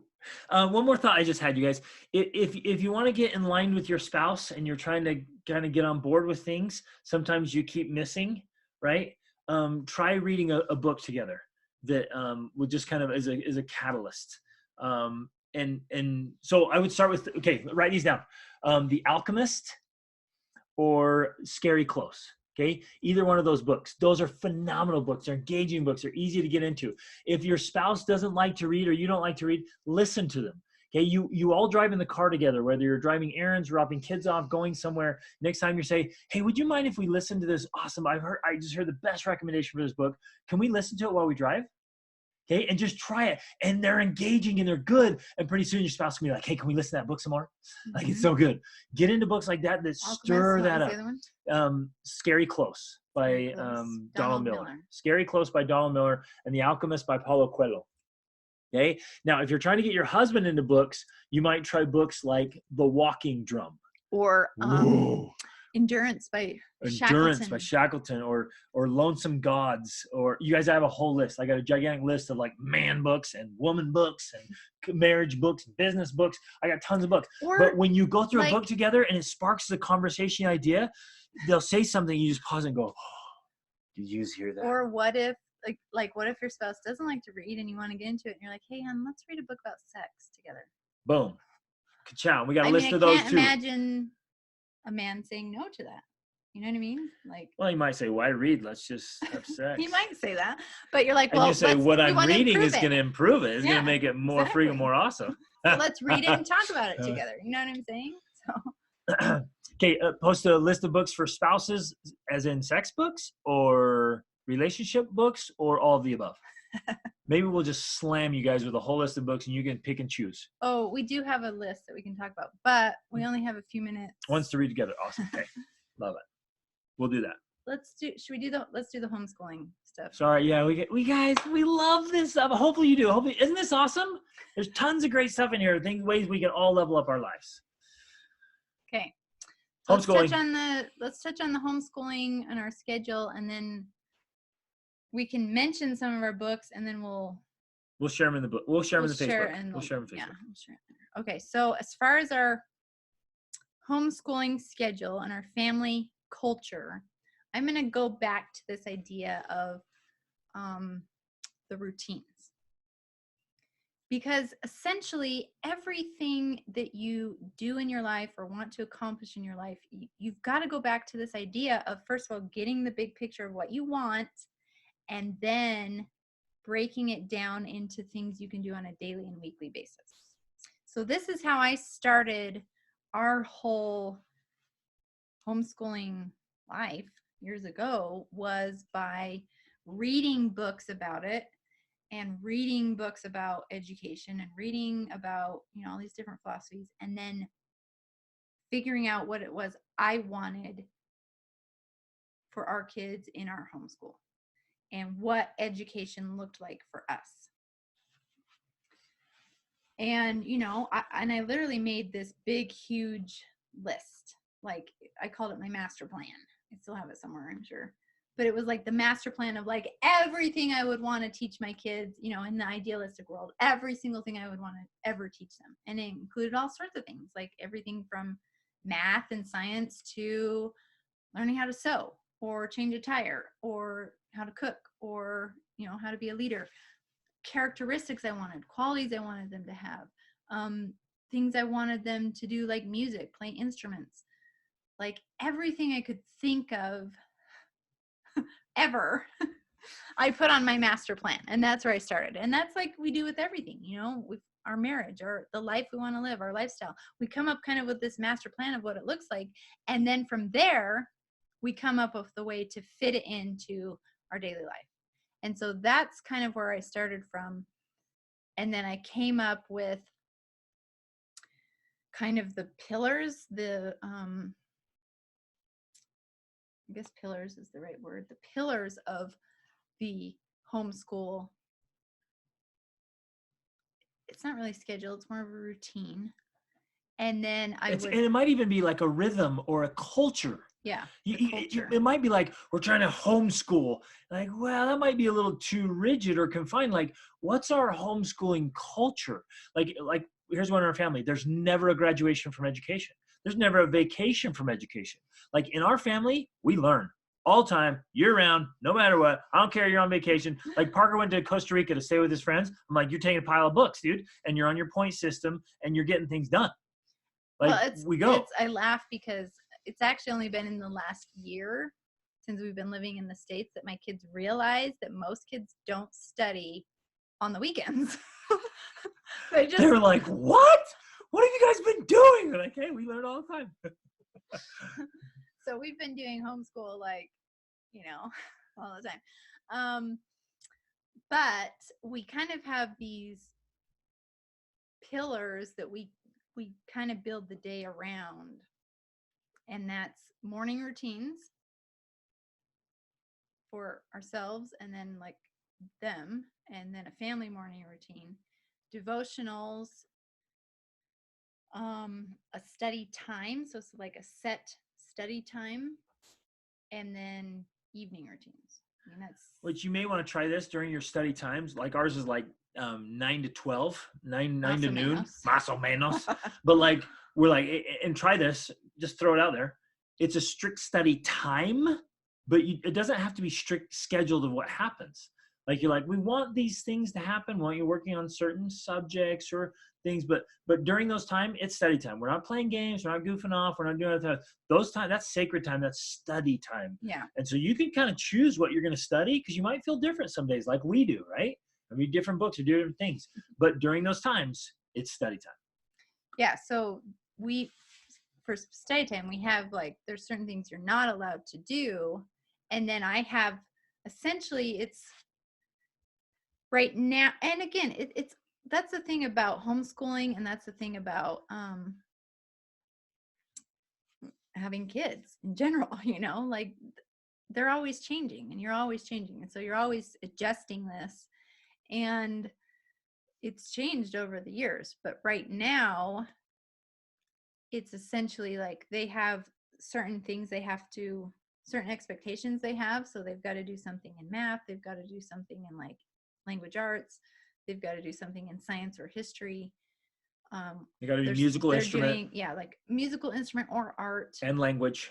And then like learning another language. Yeah. Then we have them do entrepreneurship.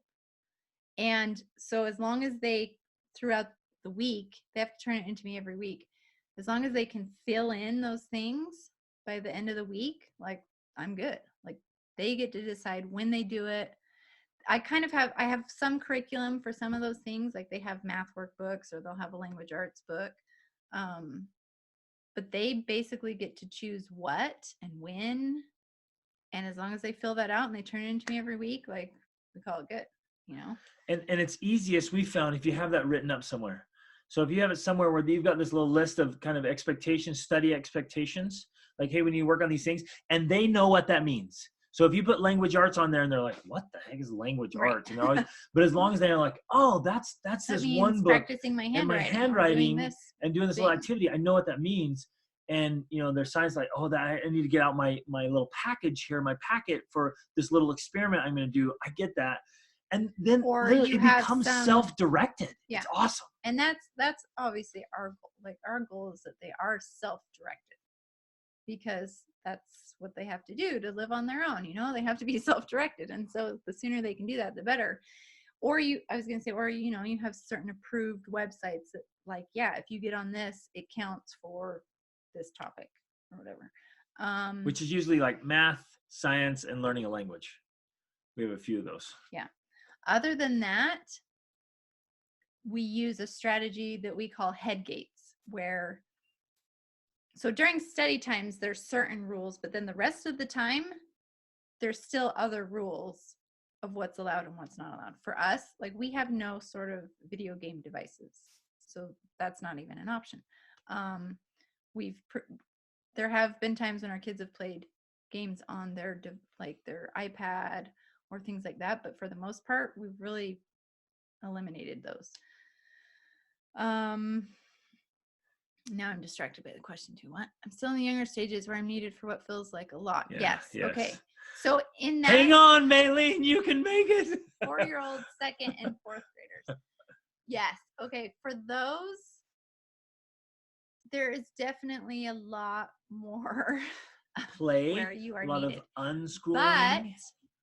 But okay, this was our approach. We did a lot more of unschooling type stuff when they were younger. Our main strategy is this: when they're younger, it's kind of this unschooling and this head gates that I was just introducing, which I'll explain a little bit more about. And then as they get older, it becomes more structured with more specific requirements and more self-direction. But here's the thing, though: if you do this unschooling head gates approach, it still can be very self-directed. Well, head gates, what she's saying about head gates Yeah, is let's you explain limit, that. you have to, so if the flow of water, and who's this come from? That's from Charlotte Mason or something? Anyways, I don't know. there's this flow of It's water like coming into your farm, right? You're trying to irrigate. If you just turn on water, it just floods your whole farm. And so what it is, they started directing it down ditches, and if they wanted to stop, they'd put down a head gate. They'd just close the gate and stop the water, and it would turn this way, redirect it. So all you're doing is redirecting energy and emotion and flow. And when your kids get up and they want to go, what do they usually want to go to? After working with youth and children and families for 2 decades, most kids want to go to a device. They want to play video games, they want to go to TV or games. So you take those things and you remove them. And then you're like, okay, now what do you go to? I'm bored. Guess what? We have a whole bookshelf full of books. We have Legos. We have Play-Doh. We have clay. So for us, what it looked like when they were younger, 4 years old, second grade, fourth grade, was we had options that they could choose from, and they were all approved by us. So we pre-approved all these choices and said, here, choose, do whatever you want from these things. So during these hours, here are your options. Yeah, it would be Legos, it would be clay, it would be paints, it would be crayons, it would be math games, it would be like anything that I thought, oh yeah, this is cool, it's informational, it's educational, it's fun, it's creative. Those things would all be available. And if they want, I would have some kids that would love to fill out handwriting books, and they would do that. Or I would say, hey, let's write a letter to grandma, or coloring books. I mean, there's so many resources. In fact, there's puzzles. There's so many. Okay, there's so many great books about it. What's the one book? I'm gonna have to think about them. But this one guy's philosophy is like, what they need to be developing are skills and abilities, and working on projects actually is helping them immensely with developing their brain. So any kind of like sewing project or paint by number, or like all of these different projects, especially when you teach them that it's something that you work on over a period of time to complete. I mean, you're teaching them all these life skills that they need through working on a project. Does that make sense? Yeah. Like it's really like so much bigger than that, but it's basically that through working on some sort of project, they're learning life skills even better than like doing whatever little busy work or something. Like they're learning these life skills of like how to plan and think and work diligently and consistently until you like finish something. And learning values and right and wrong. So, drawing projects or crafts are especially good. Now I actually use a site called Kiwi Crate, I think it is, where every month they're sending projects to my kids for them to do. So even my 13-year-old, because he's a very hands-on learner. He loves learning by doing things.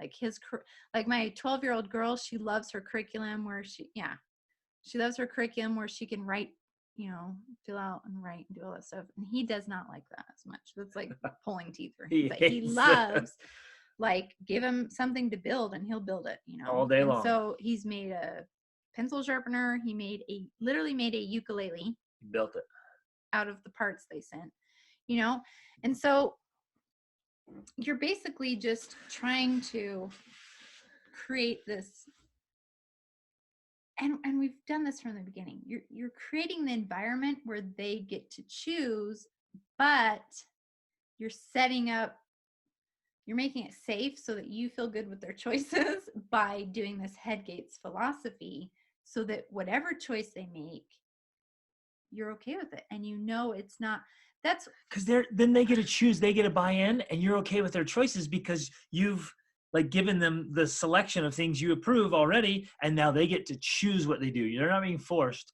They get to choose. They have some autonomy, which is within this range. It's awesome. Because that's when I made my master plan. I mean, that was one of the things we wanted to include. We wanted them to be autonomous.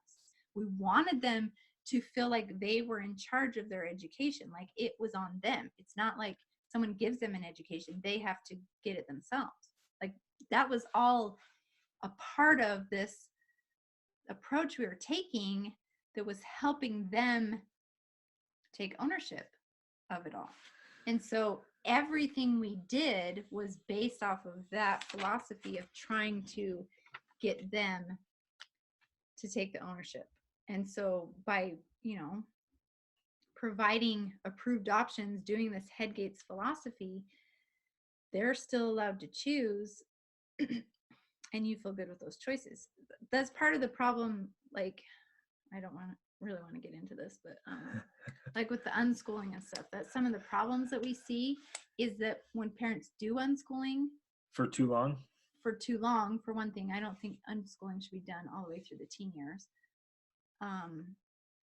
That anything goes. Like, I've literally read forums where parents are like, well, as long as my kids are, even if they're watching TV all day long, that's fine. Because they like to do it. And I'm like, no, my kids like to eat sugar, but I'm not going to feed them just sugar all day long because I know that that's not good for them. Like, there's a point where you have to be the adult and be like, I have to help guide your choices here because you're not going to make all the great choices. I can't expect you to eat the cucumbers if there's a cookie there too. You know what I mean? So that has to come into play. Now, as they get older, then that's when we offer them more challenge and encourage them to take it. We still are not like forcing them. We're doing everything we can to encourage it and challenge them, including paying them if needed. Sometimes that's what we do, or offer them an exchange. You know what I'm saying? But they're still opting in. They are still like, okay, I'm going to do this. Okay, we gotta wrap up. We can go on and on. We go on for days with homeschooling stuff. We love this. We can do this more often, and we can get into other topics you want. I want to throw a couple little secret sauce here. Number one, if you do it, they'll do it. If you want your kids to learn an instrument, practice an instrument. If you want them to learn a language, you practice learning a language. If you want them to learn to read, let them see you reading or read to them. That's a huge one. If you do it, they'll do it. Another massive thing we are big proponents of, or we fully believe in, is audiobooks. Get your kids on audiobooks. Those little ones, it requires a ton of demand. Get them some great audiobooks. Let them listen to audiobooks, and they're being read too. And it just fires up this love of learning, this love of reading. And you don't have to be the one reading all the time, because my kids will consume 10 hours in a day of audiobooks. I just can't sit there and read to them for 10 hours. But I'll read to them in the evening from a great book, or in the morning. But if they do audiobooks, you'll love that. And then just one more quick philosophy, and there's a lot of different philosophies on this. People disagree with, especially younger ones. But we've studied this voraciously. We've read about this for like our whole marriage, and even before we were reading. But like with little ones, especially, you guys, don't get so concerned. This is our philosophy, our take. Don't get so concerned about them being at grade level or being in a certain outcome. What we've found by studying this across cultures around the world, that in some cultures, they don't even have the kids going to school or learning how to read in Finland and all Scandinavian countries, and like their educational charts, they're some of the best in the world, and yet they are not doing anything about reading until the kids are 8 or 9. Well, and in America we're like, oh, what? No, I want my 4-year-old reading well, and we're trying to get them to do something that actually naturally happens. If you study brain development, and Glenn Doman's really good about this. If you study brain development, it's around 8 or 9 where the brain's ready to start going after those things, and they learn it like that because their brain's ready for it. And some are ready for it earlier sooner, than yeah. others, Some will start right. And that's the other point. You know, it needs to be customized. But that's kind of the idea and the approach we took with more of an unschooling when they were younger, was this idea that the academics are not academics, meaning reading, writing, math, right? You know, all those things are not as important at these younger ages as teaching them like what's right and wrong, and get them to love learning. Yeah. And yeah, right and wrong, how to help out in the family, how to interact with each other. Like, you know, there's all these other principles that are part of education, but they're neglected in traditional systems because we're so focused on academics. You know, we tend to think schooling, education means reading, writing, math, science, when it includes like kindness and interpersonal relationship and like empathy and all these other aspects and characteristics that are being neglected. And really the time to develop those are in these younger ages. And the academics come in the tweens and teens, especially the teens. When they're hitting 13, 14, 15, 16, 17, they're hitting hard in the academics. So don't worry that they're going to get neglected. So okay? Is this connected to Maslow's hierarchy of needs? Yes. We can't go more. We can't go more. You guys are so good. We're going to wrap up, but we can come back to this. And Baleen, if you've all we felt that too. Like if the love of learning starts to go out in one of your kids, you can bring it back, like pull off and bring it back with an awesome audiobook or a great book or crafts, depending on what they're into. Just like settle back, documentaries about nature. Just find something that excites them again. And slowly, gently bring them back into enjoying to learn about the thing they're excited about. Honestly, that's the underlying foundation, I guess, of our approach, is that it's something called the ZPD, the zone of proximal development. It's this point where you want to challenge them, but not beyond what they're capable of. And when we feel that this love of learning is being squelched, that's because they're being challenged beyond what they're capable of being challenged with. So you want challenge, but not too much. If you go too far, then you're past the ZPD, and then the love of learning is gone. And so we've always tried to, with our kids, challenge them, but if we saw that they were like not responding well, then we back off and allow them to take their own pace, because they're all unique. We have 7 kids. Every one of them has been totally different, and they all have their own learning pace. And some of them were great at math at an early age, and some of them were not. And some of them read earlier than others, and others, didn't read till much later. They're all different. But if you can fill out what they need and give them what they need when they need it, that's the ideal. They go through phases too where they'll sit down and be like, I just want to draw. All I want to do is draw. And I'm like, well, no, you got to do your math. I'm like, well, wait a minute. Okay, draw, man. And I let him draw. And Parker just got out of that, and Aaliyah's into it. She paints and draws for hours every day. Hours every day. I'm letting her do an audiobook and doing drawing. So she's getting great books, great input, and she's drawing and drawing and drawing, getting so much better. And I know it'll wear off in a week or two, and then she's like, I really want to do cooking again and baking. And I'll let them follow this flow instead of squelching it and saying, no, you got to come back to the subjects. I'm going to ring the bell here, and you got to go to the next subject. Like, let them flow. Don't worry, they'll come back. They'll come back to it. And then they enjoy this journey of learning and progress and growth and improvement. Yeah, and Baleen, if she doesn't want to do school at all, then don't do school. Then come up with... You do this learning. It's not school. You're doing this learning that she's buying into and excited about. And that, that might be crafts, that might be field trips, field trips, might be it audiobooks. might be, again, we're not saying, hey, that means let her watch TV all day. No. But there's got to be something that she enjoys doing that's developing a skill or a talent, or, tell her, hey, you can choose. You can't do these things, whatever that means for you. You can't do the video games or the TV or whatever. Tell her those things are not allowed. But during this time, do a musical instrument. You pick. So I'll buy you ukulele. You want to learn ukulele? Between the two of you what's allowed and what's not. But then she gets to pick. Love that, Fern. That's awesome. Sun's in drawing face. Okay, we got to wrap it up so you guys can get back to your homeschooling and your families and your relationships. She said more training on this. Yeah. Okay. Eventually, we're going to do a whole course. Yep, we're going to do a whole course on all this. You guys, we love you. You're awesome. Thanks for being here. Thanks for being part of this. Thanks for being intentional parents and good people. That is so awesome. Like, we're all on this journey together, and life is one big old humming experience, and we're just learning and growing along and progressing. So don't feel like you're failing or destroying yourself and your family. Like, stay in it. You guys are the best. Keep the questions coming. Let's keep going to the Facebook group.